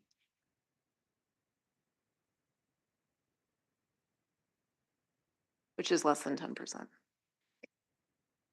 I maybe need to phone a friend on the percentage. Councilmember Kirkpatrick. May I bring up potentially another amendment, but I want to ask some questions, please. Fine, go ahead. There was also another suggestion for reducing the budget, and quite honestly, I can't recall if we've discussed it or not. And again, I'm not saying whether I'm for it or against it, but not helping anybody out here. We got to do our own work. The library security and safety specialist. I want to inquire about that.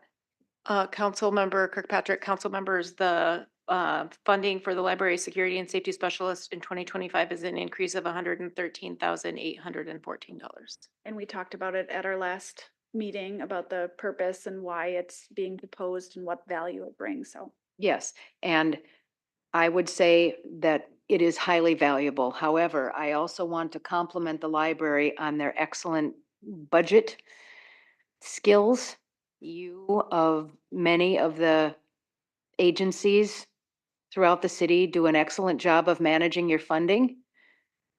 And I believe you may have within your budget to cover this position on its own? No? Yes? Councilmember Kirkpatrick, there maybe I could ask Director Lemke to come forward. However, currently, for part of the 2024 year, they had worked with the Library Foundation to pilot a limited term position in this role. That is not part of their ongoing operating budget. That's not an ongoing operating funds available to them. So if this is going to be a continuing position for the library, you would need to fund it. The alternatives would likely have to impact the hours of the library or something of that nature. And Ms. Lemke could come forward and share. Welcome. Oh, microphone. Push the button, sorry. We do not have it in our budget. It was grant funded thanks to the support of the Rochester Public Library Foundation. We, without funding it, I mean, previously without having the position, that work was falling on our library teammates. So instead of serving customers at the desk, folks are called away and unable to do their tasks at the desk.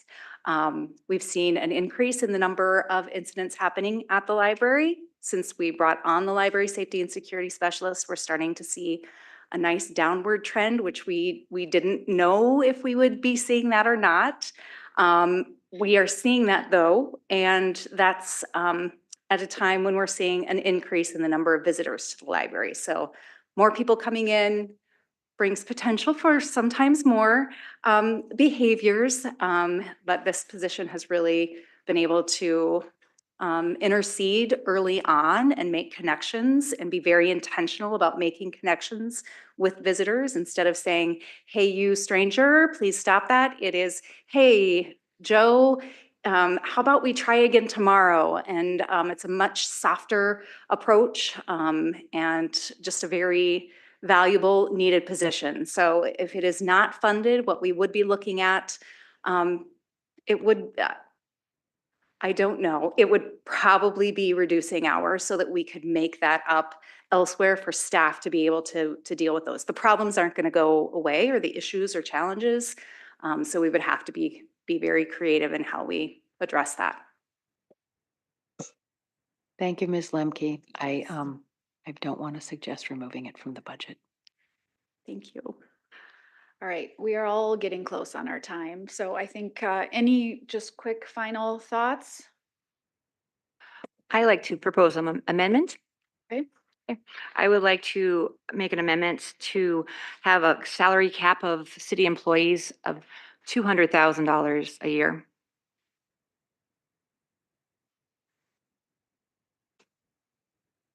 Right, moving. No salary cap, okay.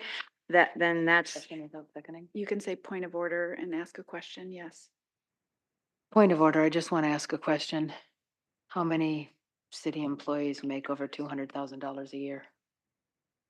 I don't have an answer for that at this moment, but there's a lot of complication that goes in with that. There's bargaining arrangements and any got number of it. other different things. Thanks. Not to mention overtime that is going to fluctuate. Okay, thank Oh, you. I'm talking about salaried, not overtime, but. Okay, there was no second. So any final discussion? Otherwise we have. I would like to make a motion, or sorry, amendment, to quoting the city administrator Zelms from our previous study session. We look into the budget and make reductions where we can. I would like to make a motion to allow city council and residents to have access to line item expenditures so that we know where we can make reductions where we can. I believe transparency is important. Point of order, Administrator Zelms has clarified already in this meeting that the list of line by line expenses are published every 2 weeks in our agenda packets. Item F3, usually consent agenda. This item also includes the entire budget, which is about 500 pages, includes all of the line items. And we have an item on our website called OpenGov. So you can look back for years and years and find every single detailed expense in the budget at your leisure. Okay, I, so I'm sorry, but that is, I didn't, I have looked and I cannot find the, the travel ledgers and the purchasing card agreement, purchasing card expenses and things that I've Councilmember asked for. Dennis. So please Member Dennis, send those to me. Thank You you. made your motion. I did a point of order for clarification. I'm going to rule that that motion wasn't appropriate given the existing access to information. Okay, so All I right, would so- like to make another amendment. Comes from a resident, talking about looking at the industry, like manufacturing, distribution, to have something brought to the council to see where we can perhaps cut with some of the expenses that maybe are, I guess it's not worded 100%, but I'm looking at this where some of the concerns of citizens are that expenses are coming from unchecked power and from things that That is aren't. not point of order. That is not. Is there a motion? That is not a motion. Well, I'm bringing up ways that we can cut the budget, and that's that was brought up by a constituent. So Didn't mean anything. make an amendment to, I think we should, I would just like to postpone the vote on this, but this An entire. motion to table or motion Okay, to continue to date certain. I would like to make a motion to continue to a date certain of a month from now so that we have time to research and get more input from residents. Point of order, the county is waiting on our numbers to send out their tax assessment, preliminary tax assessment documents. So this is a critical time that we pass the budget. Administrators, correct me if I'm wrong. You're correct. Okay, all right. Let's go ahead and vote. I don't think we need a roll call unless anybody wants one. On the motion with 3 amendments, and those are removing the internal auditor, removing the snowmaking equipment, and reducing training and learning budget, travel budgets by 50% for the 7 council members. And removing the web And removing the designer. web designer. software. And administration has the correct numbers given those reductions, so I won't repeat them, but they will be published in the agenda notes. So all in favor say aye. Aye. Aye. All opposed say nay. No, Due to lack of transparency, nay. All right, motion carries 5-2 with council members Wall and Dennis voting nay. All right, let's take a 5-minute break. Thanks everyone for hanging in there.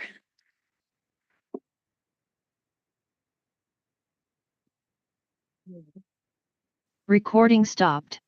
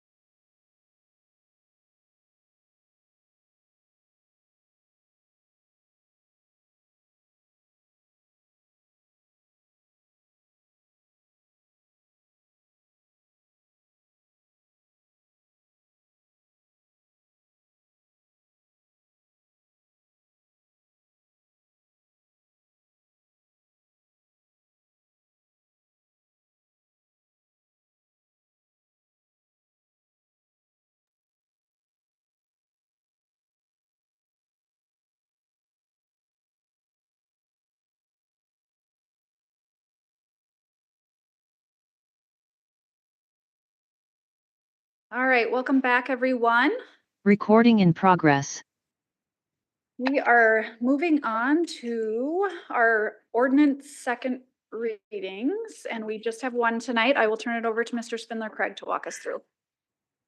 Thank you, Madam President, council members, Mayor Norton. There's one second reading, item K1, an ordinance rezoning approximately 4.73 acres of land located at the southwest corner of Heritage Place Northwest and Superior Drive Northwest from light industrial to MXC Mixed Use Center and amending ordinance number 4478 known as the Unified Development Code of the City of Rochester, Minnesota. Thank you. Are there questions? Motion? Motion to approve. Second. Councilmember Palmer, you have the floor. Thank you. Discussion?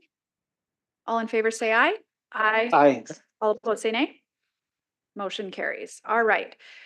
So we're moving on to other business. Other business is very multi-layered tonight. The first part of other business will be inviting a motion to recess the council meeting for a meeting of the Rochester Economic Development Authority. So move.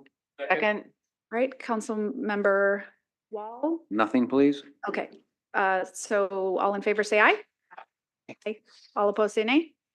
Motion carries. All right, so I'll officially call the meeting of the Economic Development Authority to order for September 9th, 2024. We do have one item on our consent agenda, and that is the meeting minutes from June 17th, 2024. I'd invite a motion. I'll move approval. Second. All right, Councilmember Queen, Nothing to add. any discussion? All in favor, say aye. Aye. Aye. All opposed, say nay. Motion carries. All right, we're moving on to our item of substance.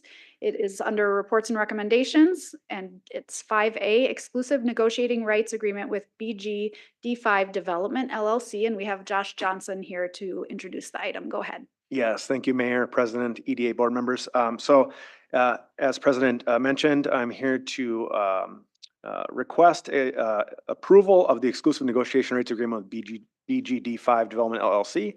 Also want to acknowledge that we have members of the Titan Group, aka BGD5 LLC, Bill Cater and Brian Mosier.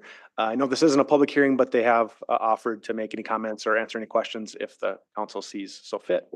I'll give a little bit of context and introduce this request. So exclusive negotiation agreements aren't a new concept. We've entered into them very recently. I think in my time, we've typically done it when we've had a city-owned parcel and we're going out for an RFQ and RFP to exclusively negotiate with a private entity. In this case, the private entity actually owns the site. So by default, we're negotiating exclusively with them. So this is really an agreement to negotiate. I'd say that we've typically, when we come to council, we have some of these negotiations a little bit more baked before we come forward.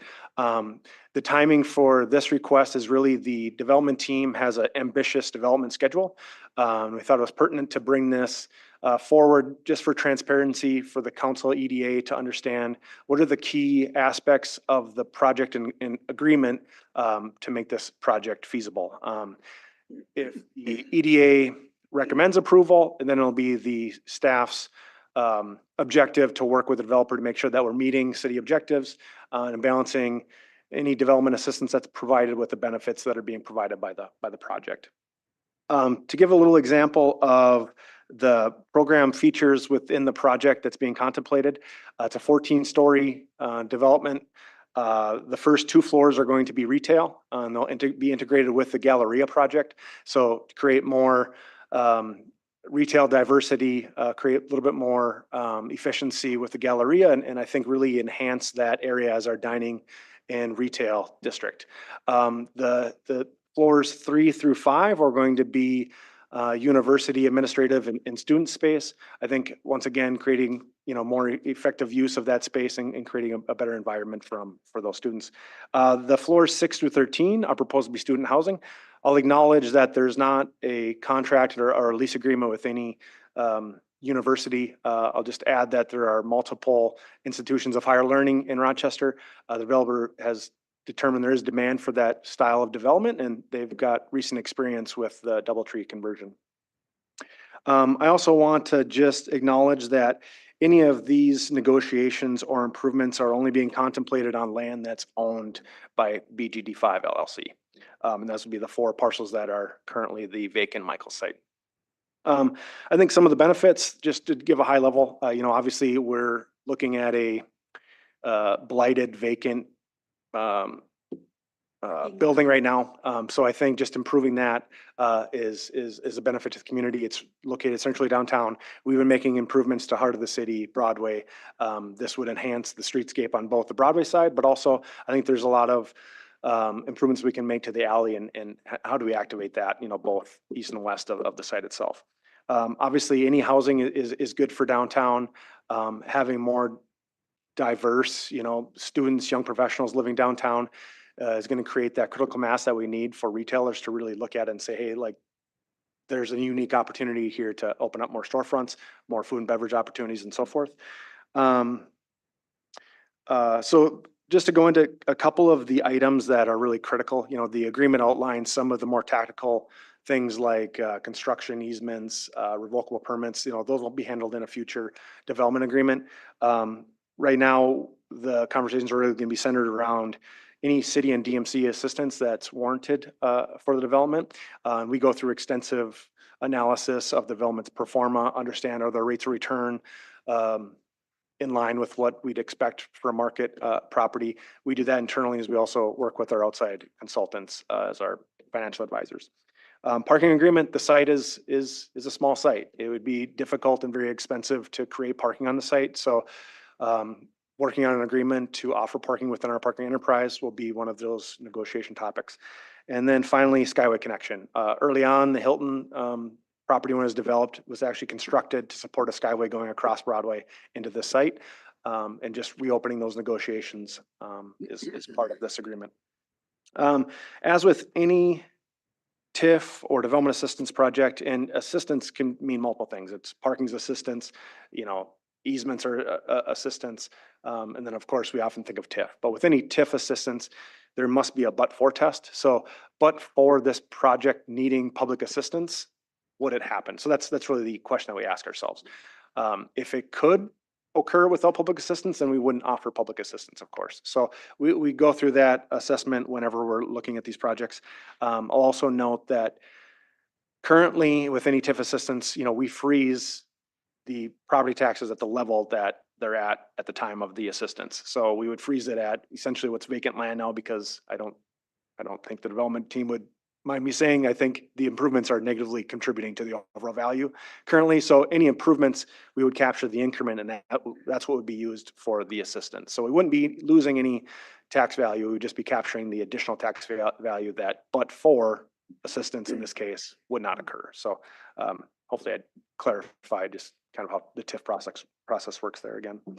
I think that's all I had from my report. Stand for questions. And Thank you, Mr. Johnson. I know you've answered a lot of questions from several of us already leading up to having this discussion, but I'm sure there are some additional questions. So Councilmember Palmer, start us off. I know this is a complicated site with neighboring issues. Have we sat down with the neighbors and kind of gone over what could or could not be done? We have not in the terms of this agreement or this development. I mean, this development is within the boundaries of the current developer / owner of the site. So we've just been working with the owner on what the land that they control. And would the neighbors, people who own property next door, would they be able to have conversation with you on this, or do they need to talk today, or how would that be handled? I talk to all neighbors and all community members. That's part of my job. So I'm always open to answering a phone call or setting up a meeting. I would just clarify that if you're talking about the neighbor that is behind the stairwell of the parking ramp, that is a private matter that should happen between the developer and their neighbor. They are not a party to this development that I'm aware of, unless through the developer.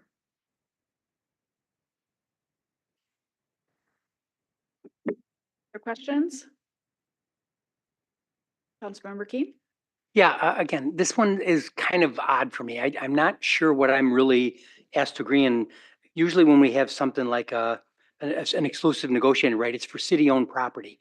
This is fully owned by the developer. When you say things like we can negotiate revocable permits or easements, we can do that today. What does the city get out of entering this agreement? Yeah, as I said, I think this is the first checkpoint, right? So the developer has indicated the things that they find critical to proceeding with this proposed development. So I think it's getting, initial council feedback on what are the parameters, what does the council want to see, and then guiding staff on how we should work with them for the next steps. And then, as with any development, we're going to come back with updates, and as the, design, engineering, architecture, all advances, we'll have more information for a future update. Is staff implying to me that you guys are going to drive what's happening here, or is the developer going to drive what happens here? With any assistance, I mean, there's a collaboration that must happen. We're not in the business of just giving away assistance. Yeah, outside of assistance, I mean, something's got to be put together. Are you going to have input on that and say, this is what we want built there? And then if it doesn't get built there, I mean, I just don't know what's happening here. It's an exclusive negotiating rights, but there's nothing, he owns the property. He doesn't need anything exclusive. He already owns it exclusively. Yeah. Sure. If I might jump in. So thank you for the question. I think in part of this is to help us continue to advance our conversations with the developer in a way that, as Josh indicated, is in alignment with City Council. To your question, we believe this does present an opportunity. Yes, the developer is the owner of the property, and there's things that they would put on their property. We'd like to see them in alignment with your strategic priorities. So, for example, on projects similar to this, when we say if they're looking at market rate housing, we might introduce the idea of what about affordable housing, because that's a council priority. So put those kinds of things on their radar. These are opportunities that also present as we think about the project as it relates to the public realm. So for example, in prior agreements, we included, for example, Skyway as a condition of the agreement. So it's those kinds of things. What does it look like in terms of the public realm around the agreement? So I think those are the kinds of things that this provides us an opportunity to advance into ultimately a development agreement that comes forward to you, is to think about those other things beyond what the developer's thinking just for their site, if that makes sense. Well, it might, but let me, maybe I didn't, the Skyway is an interesting one to me. Are you saying the Skyway is something the city wants and the developer doesn't want to do it, but we'll make payments so that he does that for us? Because I would have thought that's to their benefit to get the Skyway, not ours. Yeah, I'm not saying that they don't want it. I'm just saying that as an example. That was something that we did in a prior agreement, right? That there was a Skyway in a prior agreement. Maybe that's not the best example, but as we think about what does the public realm look like at street level? What does it look like to connect and experience over? I mean, there's a connection over to the parking ramp, obviously. And so understanding how does parking inform this development, and to what extent does this lay the groundwork for future parking negotiation strategies that we know are going to come with other private development that's coming forward. So it's really just to help us get an understanding from you where the tolerances are, what are the guardrails we should be looking for, what are the enhancements that you'd like to see that the developer may or may not already be considering as part of their project. Okay. Different question, but any insights into the timing? I mean, this property has sat dilapidating for years, and now that we start Unbound, we have this new thing coming up that we're supposed to consider when we have all this other priority work coming up in the next 2 years. But how does that fit in here? It's a really big question, so stay tuned for the September 30th. No, I'm just kidding. There's a study session that we're going to give you an update on supporting transformation. I think the term of the, and Josh can jump in, I don't want to answer for him, but the term of the 2 years, I think, is a pretty reasonable timeframe for us to, it's not uncommon as we think about private development projects like this. It takes time for them to put their team together, them to understand the numbers based on what things we might be asking that they hadn't previously considered in their pro forma. To your question, in terms of the timing of, let's say we're successful in the next 2 years, bringing forward a development agreement that starts the clock ticking for when improvements happen and how does that happen Mhm. in light of, $5 billion happening, just to the west of this. We literally just did an exercise this afternoon with the Development Services Impact Team talking about what construction could happen where, what would we want to see if that block gets opened? When do we say, okay, this should become our first priority in terms of a street, this should be our second priority, so we don't interfere, so we don't close off sections. So I would say, well, we don't have the answers right now. We are very much cognizant of the potential impact of the other construction that's happening and making sure that what we do when we allow, we don't stop other private development from happening because we're getting lots of inquiries. But how do we do it in a way that creates, doesn't cut whole sections of community off to the rest of the community, if that makes sense? Okay. Again, some of the goals when, from the package, the revitalizing an area, enhance economic opportunities and provide amenities. I mean, those things sound of value, public value. At the same time, when you talk about, parking, relief or skyways that unfortunately reads to me like would be a city expense, which just doesn't ring true to me.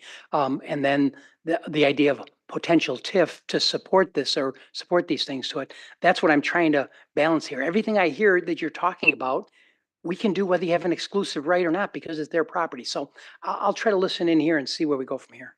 Councilmember Wall, questions? Thank you. Is UMR the driver of the development? I would say no. I don't want to speak for the development team, but I would just say no. And just point of clarification, Chancellor Carroll has indicated that there is not a specific agreement in place. But the proposal seems to depend a great deal on the UMR populating floors 3 through 5 and then the residential floors. Well, as of this morning's Winona State enrollment announcement in Rochester, they're also up to 1,000 students. So we have multiple student populations across our community that could potentially be considered in this development. I can't speak for the team. And I know, and I thank Josh for offering a good deal of time today on this. It was very helpful to visit with you. And Ms. Steinhauser said that there are other private developments, inquiries. Why would we not consider something on what I would consider to be a valuable site in Rochester in the core of downtown that would not put city funds at risk? Councilmember Wall, members of the council, let me just clarify my statement. When I say other private developers interested, I wasn't referring to this site in particular. I was saying in light of the announcement of Mayo to invest $5 billion in our community, it has brought forward, we generally field developer interest in the entire community, but certainly with Mayo's announcement that interest has increased. So when I was referring to it, I meant as the community as a whole, not specific to this site. And then I think if I understand your question, why would we put the city dollars at risk? I would argue, again, if we're asking for you to give us some, your green light for us to continue to advance negotiation discussions with this firm, this entity as it relates to their property in anticipation of them likely asking for assistance in the form of TIF. TIF is not take away from your current budget. TIF is about future increment that can be captured now to allow for the development to occur. A lot of times we have these agreements, they agree to minimum assessments. There's a whole strategy that we can deploy through a development agreement that does protect the city and still allow us to also be able to pursue development agreements with other developers if they're in alignment with your TIF policies or other incentive policies. To echo perhaps, and he can correct me if I'm wrong, Councilmember Keen's twice repeated statement, whether we pass this or not, you could continue to negotiate with this developer. That is correct. We could. I think this helps us and helps the developer understand the seriousness with which and our expectations around the timing of how we'd like to see this project advance. I guess I'll just say that in short. We could, but this is very helpful for us for you to, and it's not unusual. I would say this process, as Josh indicated before, we have done something similar to this.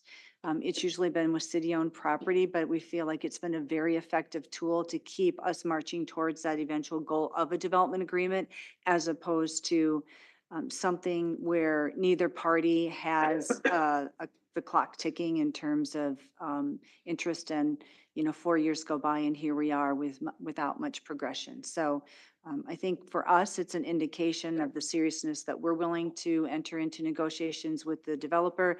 And it also conveys to the developer our expectations of that we keep these negotiations moving along and march towards a development agreement in a time that is consistent with how we approach other development agreements.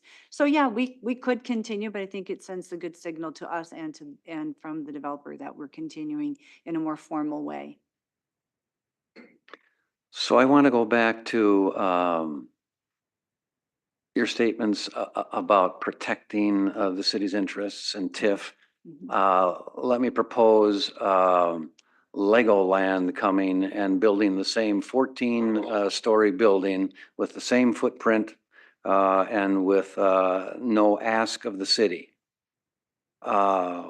We would do better with property tax. Yeah.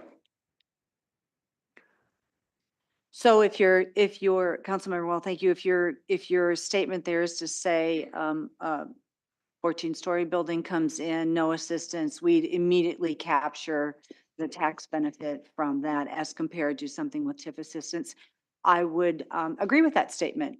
What I would not agree with is that the market is such that there are more developers willing to come in and invest without some kind of assistance. We see these very complex projects on tight parcels, projects that have challenges because of the site, the age of the infrastructure, the age of what currently exists on the site, the market conditions.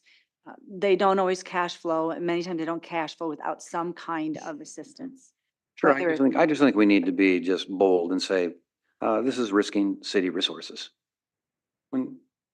Yeah, and if I may, kind of a side point, but whether it's Legoland, which I would consider a commercial use, or whether it's ground floor retail with office space and potential housing, they're both taxable. They're obviously taxable at their classification rates that they're being used for, whether it's commercial or apartment. But even if they were to lease to a nonprofit entity, that entity would still need to pay property taxes because it's a privately owned land building.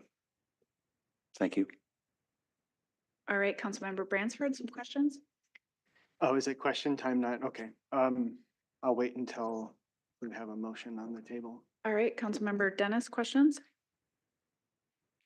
Yeah, so we had a very, very short meeting today that got even cut shorter because I was working on the consent agenda items that I pulled for discussion. But so we didn't get to all of the topics or didn't get into the depth of this particular a project as much as I would like to have. So just for some clarification on the use, I'm a little bit, I hear what Mr. Kriesel came and spoke at the open comment, and he gave all the council this about the MRI, the University of Minnesota's YMCA lot, and talked about how if we're looking at the vision of the city, I don't want to put words in his mouth, but like protecting the downtown and making sure that there is things for people to do, and I don't know. I feel going back a few years ago when I wanted to hold off on the sale of Dooley's. I feel that could have been a lot of amazing different things happening in that property I was the only council member in the closed session who did not want to sell that to the city friend that we did. But I feel this is not the same as Dooley's, but it's kind of the same where there is a lot of potential in this area, this downtown location. And is there room for us to kind of hold out and say, hey, we really want to have, you know, a childcare. We really, I mean, we can't necessarily say exactly what it is, but something that really fits our core values. You know, we have our pyramid. I won't hold it up here, but of what we want to have for our policies and, you know, principles and values. Because right now, a lot of people who, from county commissioners to residents, is calling downtown Mayo's campus. And I'm a big fan of students having student campuses, but we're just becoming more and more of a, I don't know, a place downtown that won't have as many options for even restaurants and activities and things. So my question is this something that's feasible? What Mr. Kriesel presented, and I didn't read the whole thing because it was presented during the council meeting here, so I haven't had a chance to go in depth on what it states, but is this something that we as a city can have some say in, saying we would? Point of order, I don't think this is part of the discussion in front of us. We're on an EDA topic right now on a specific request to the council, and we're bringing in a whole different set of properties. I just don't think it's relevant. Thank you. I agree. If you have follow-up questions, please send to staff after the meeting. Okay, but I guess I just don't want another sale of Dooley's that I think could have been. Point of order, this is not. It's not a the sale. This is a company that has owned, a developer that has owned this property. I am for fully years. aware. I'm fully aware. I'm just saying the use of the property could be so many possible things. And I don't know what the city can do to partner and kind of maybe see about using it other places than other uses than what is being looked at this moment. Okay, I would suggest that once we have a motion on the table, if there are specific ideas, you just say them, and the developer is right here listening. So this is a moment where we could share ideas. All right, other questions? Councilmember Palmer, yes, sorry. On the existing site, I'm assuming that it's secure and safe. To my knowledge, as of today, yes, it is. We have a parallel enforcement track on the site. And typically they don't want to tear a building down, but when do you anticipate the building being torn down?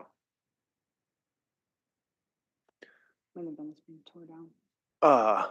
We have seen a timeline from the developer. I unfortunately don't have a copy of the timeline, so the developer would have to answer that themselves. But it would, you know, we plan to progress conversations, demo, all those things very soon, but I would have to have the developer answer any specifics. That's fine. Do you want a motion? I'll make a motion to approve an exclusive negotiating rights agreement with BGD5 Development LLC for the former Michael's restaurant site. Second. Thank you, Councilmember Palmer. You want to further comment?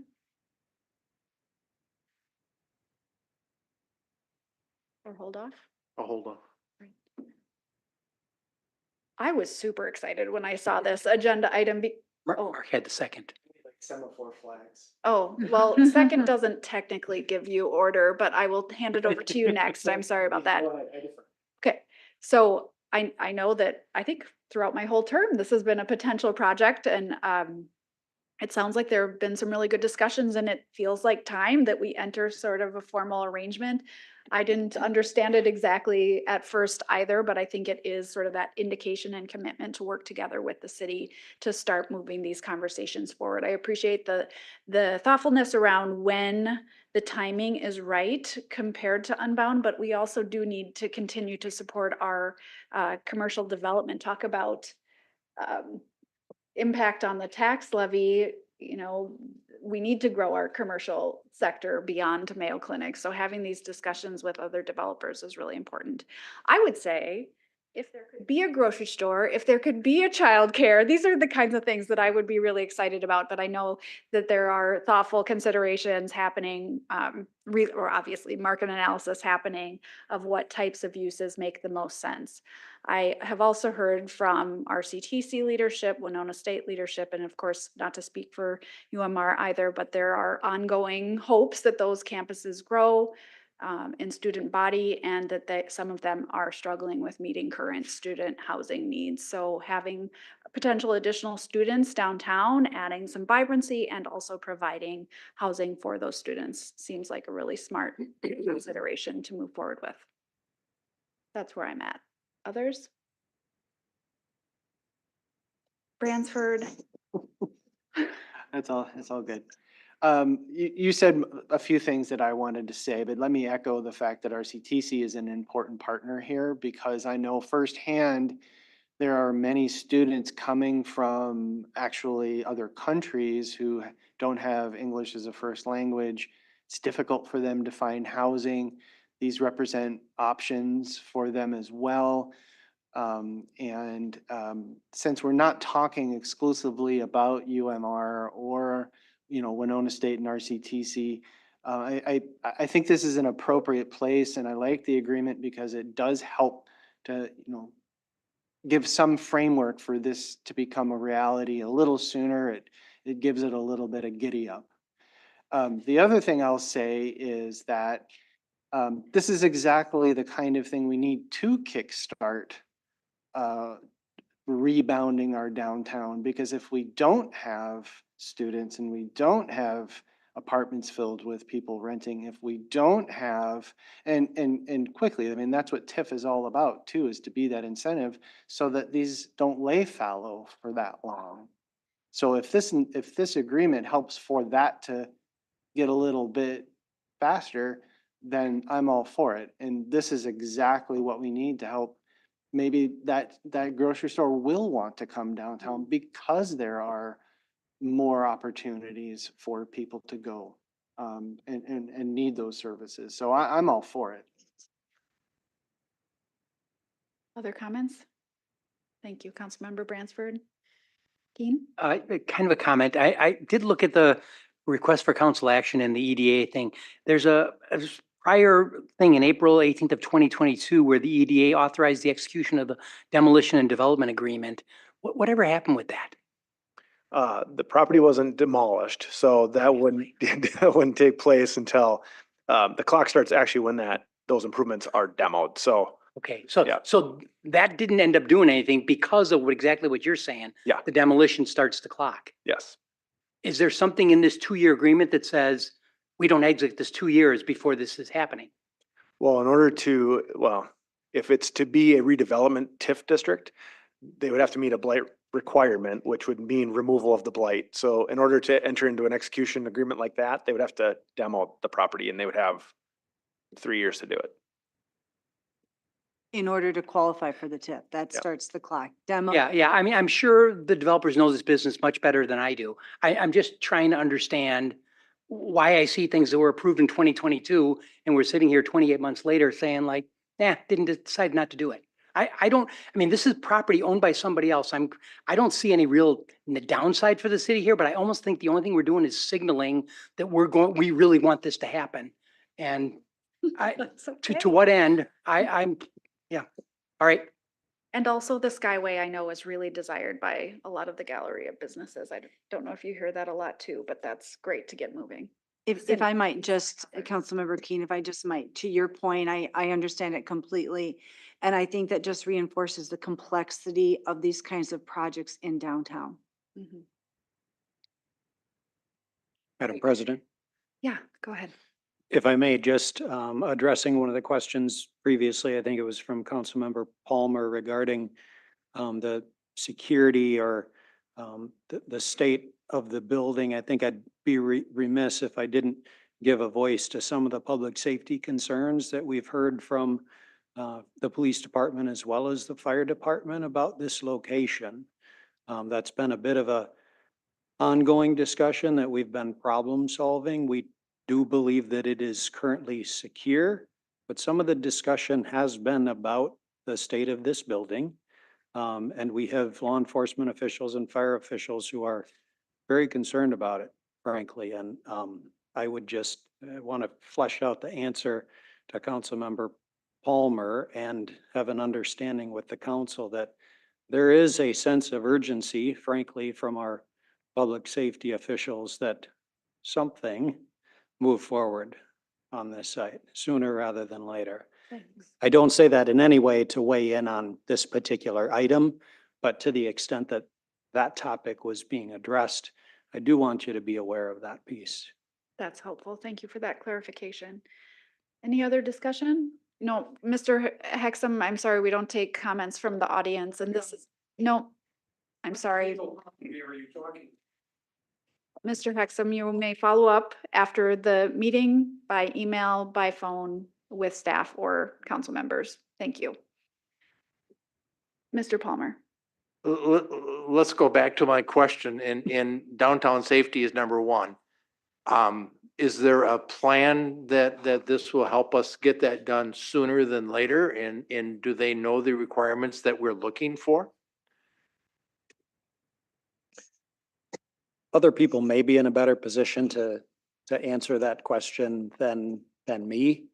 I frankly don't know, to the extent that some of the side conversations about the development have touched on a time frame or urgency to address the challenges that the building currently presents for public safety. Mr. Johnson, anything to add, or is this a follow-up item? I would say it's a follow-up item. Those are conversations have also not been directly, pertinent to. Do you want to just make the request of staff to? No, I'm provide- going to make an amendment to the motion that they come back in the next 45 days with a plan to secure the building. Clarification, who's going to come back? The owner? That our staff comes back with. No, Our staff comes back with a plan from the developer in the next 45 days, how we're going to secure this building. That's the motion. That's my motion. Do I have a second? All right, Councilmember Palmer, you have the floor. I think that our staff can say to the developer to come back with a plan in the next 45 days to make sure this building is secure and stays secure until it comes down. And I think that that's a legitimate request. Mr. Yetzer? Councilmember Palmer, it's our belief that the building is being checked daily, if not multiple times a day, and it is secure against entrances. And this is something that we've been having regular check-ins to ensure that that is correct. So is that what you're looking for, or is there something beyond that you're trying to get at? I don't know. Okay. And so I think that in writing, coming back, because it's the fire department, I'm surprised that there's a sprinkler system and that's still working. I don't know. And I don't know if that's required, but I think that in the next 45 days, they can come back to assure the city council that it's a safe and secure building in downtown Rochester. Ms. Steinhauser? If I may just, I don't want to tell you how to make your amendment, but if I could, or your motion, but if I could suggest that maybe what it is, it's not a plan, but a report back, a summary of what work has been done to secure and monitor the building. And that's the intent of what the motion is. So you said plan in your motion. And Can we take just make sure Councilmember Kirkpatrick and you are both okay with a report back in 45 days correct.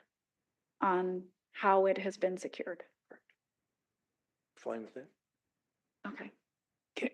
Yeah, go ahead. Can I Councilmember ask, Keating. I'm not sure who in staff is catching this but I'm trying to understand the difference between what the city's responsibility is here and what the property owner's responsibility is.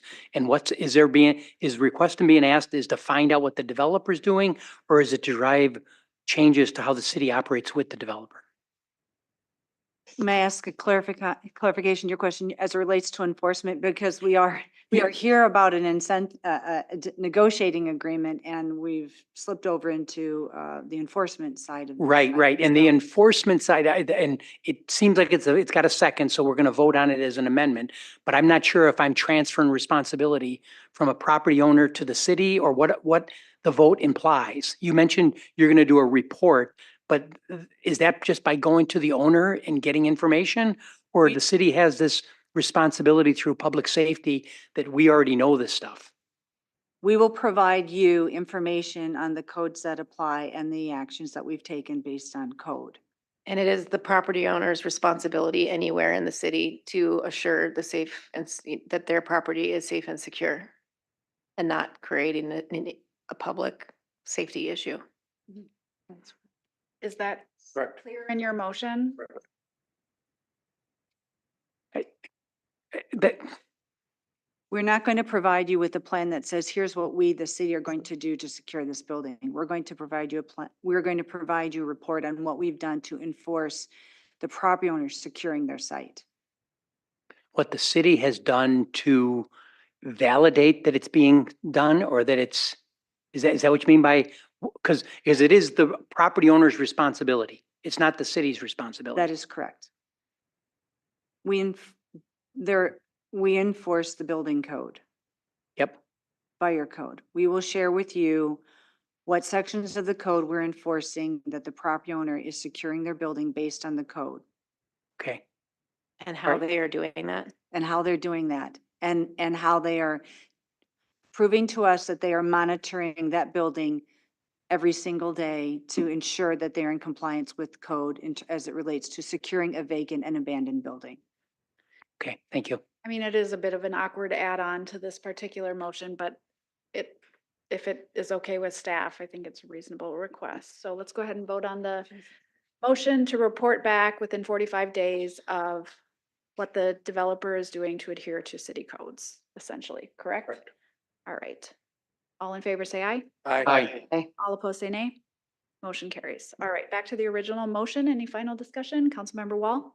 You know, enough has been said, including the excitement from President Carlson, that my initial reticence has probably been mitigated to the point where I can be supportive, but I'm just still confused. Don't know that we're actually doing anything other than encouraging the city to negotiate what they could negotiate without this motion. So, you know, it just doesn't make a lot of sense to me, but I'll support it. All right, Councilmember Keen. Yeah, no, I think that's an insightful comment that we're just trying to figure out what we're really doing here. I actually think some of this is signaling to both the developer and maybe their other partners on how much appetite the city has for this. And based on that, I'm going to hold back and not support this. Okay, all right, let's go ahead and vote. All in favor of the motion to approve the, what is it called? Exclusive negotiating. Exclusive negotiating agreement, say aye. Aye. All opposed, say nay. Hey, All right, motion carries 5-2 with council members Keen and Dennis voting nay. All right, so let's get us back to the finishing up the EDA meeting. So having completed all the items on our EDA agenda, I'd entertain a motion to adjourn this meeting of the EDA. So moved. All right, all in favor, say aye. Aye. All opposed, say nay. Motion carries. So now I will call back to order the meeting of the city council and entertain a motion to adopt the findings of the EDA. So moved. All right, Councilmember Palmer. Nothing said. All right.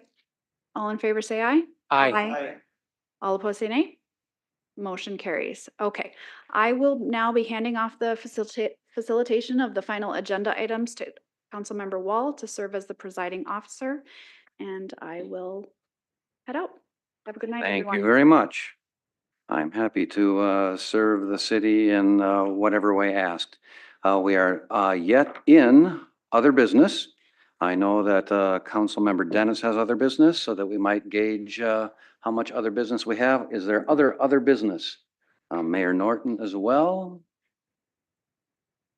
Okay, Mayor Norton, will you please start us? I had just a quick announcement. Something was said earlier in the meeting that was untrue. I just want to clarify it.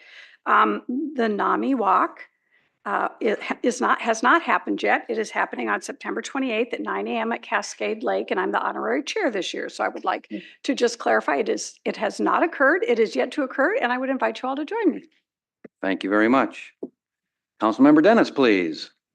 Thank you for that clarification. I'm a big fan of NAMI, and I misspoke on that. So thank you for that, and hope everyone can make it to the NAMI walk if they're able. So a couple things. I have a long time ago mentioned other business. I always want to make sure I say I have other business because I want to give the chance so people who come and open comment have the ability to have questions answered. So I did not clarify what my other business always is, and I know I'm gonna have a couple items, other business that have occurred because of the meeting. So I did not have anything set when I was declaring other business for those who may want to cut off other business as they did with the consent agenda poll. But my first question was, and so there's a lot of people who spoke, but one I was unclear of, and I have not had a chance to talk to the residents who came. So I was hoping staff could help clarify a little bit about the August 28th Lower Town reconsidering speaker who came to speak about, I guess I didn't take thorough notes because I was listening to him speak, but is there any follow-up for that specific resident on their question or their, I don't know, proposal? Councilmember Dennis, I've already emailed the individual. Oh, you did? And gave him some additional information. There was a major modification that was before the Planning Commission on August 28th. Okay. So I gave him the opportunity that there is an appeal process if there's an interest in submitting that application. Oh, that was very efficient. Thank you. Thank you for following up. So I guess if anyone wanted to know exactly more, they can contact. And then the other residents who spoke on the landlocked parcel, I'm not familiar, not in Ward 6. So could someone maybe address that? I believe some people are still here from that that comment. Is there anything staff could elaborate or answer? I'm limited because I didn't. So if I can chime in, I already spoke to them and I will be meeting with them to discuss the issues. And I'll hopefully be able to figure out, to at least support them, but I'm sorry, I didn't mean to interrupt with staff to answer that question, but it's Ward 2, so, Mr. Yes. President, Mr. President. Yes, please. Thank you. Good, Craig. They're coming from everywhere. If I may, this is a matter that needs to be addressed by staff. There are legal sensitivities to this space, BRT acquisition, and perhaps Ms. Steinhauser would like to say a little bit more about that. But while we of course appreciate all of you wanting to be helpful and solve problems, this is an area where there's a legal process in place that's fairly sensitive. Not sure if Cindy has anything else that she'd like to add. Yeah, thank you, City Attorney Spindler Craig, and I would also defer to Assistant City Administrator Yetzer to clarify any additional comments. But in reference to the landlocked parcel or quote landlocked parcel, which is address is 1227 Second Street Southwest, it is not needed for BRT. It is, the parcel can still be developed and the owner can still improve his property based on city code. So it would be a misrepresentation to say that it is landlocked and undevelopable. That is not an accurate statement as pertains to our city code. And I don't know if Assistant City Administrator Yetzer has anything in addition to add to that, but I just wanted to clarify that statement. Thank you. Any other business? Yes, okay. I have a couple real quick things. The first one is not really quick, I guess, but I reached out to someone who has more thorough knowledge on Robert's rules than I do.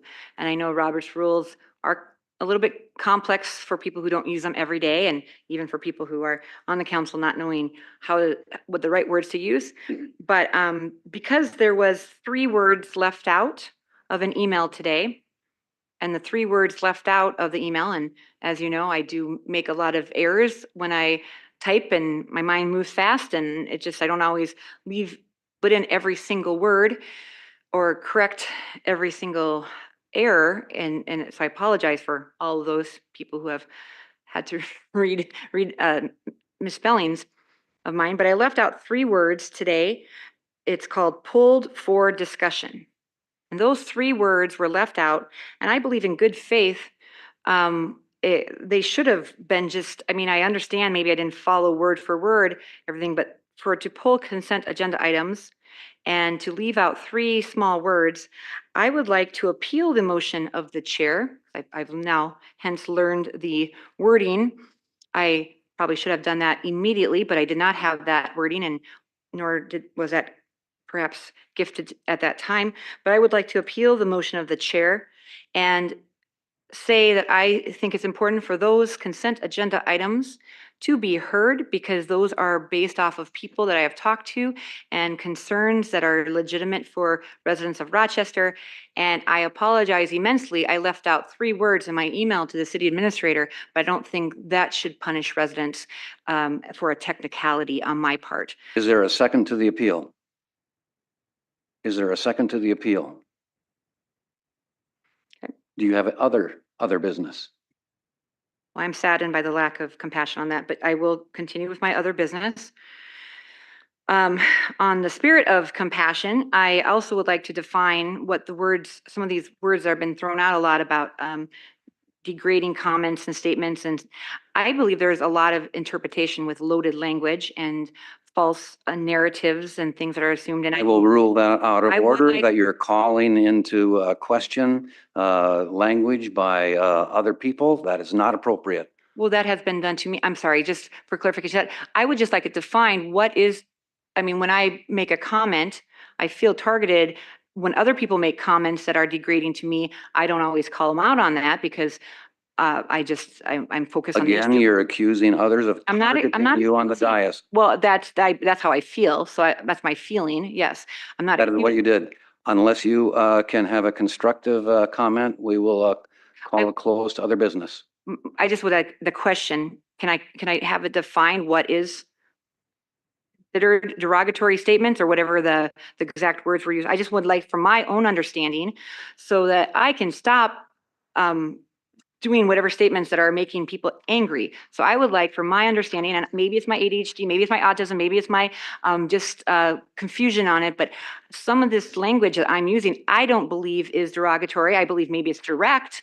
Maybe it's, I mean, I feel having an assertive language, other people look at genders, look at maybe would say, you know, other words, except for, I think it's maybe it's a direct and blunt, which is definitely characteristics of both of my disabilities. But I wanted to see if you could help me define that terms and language so that I do not do this again in the future.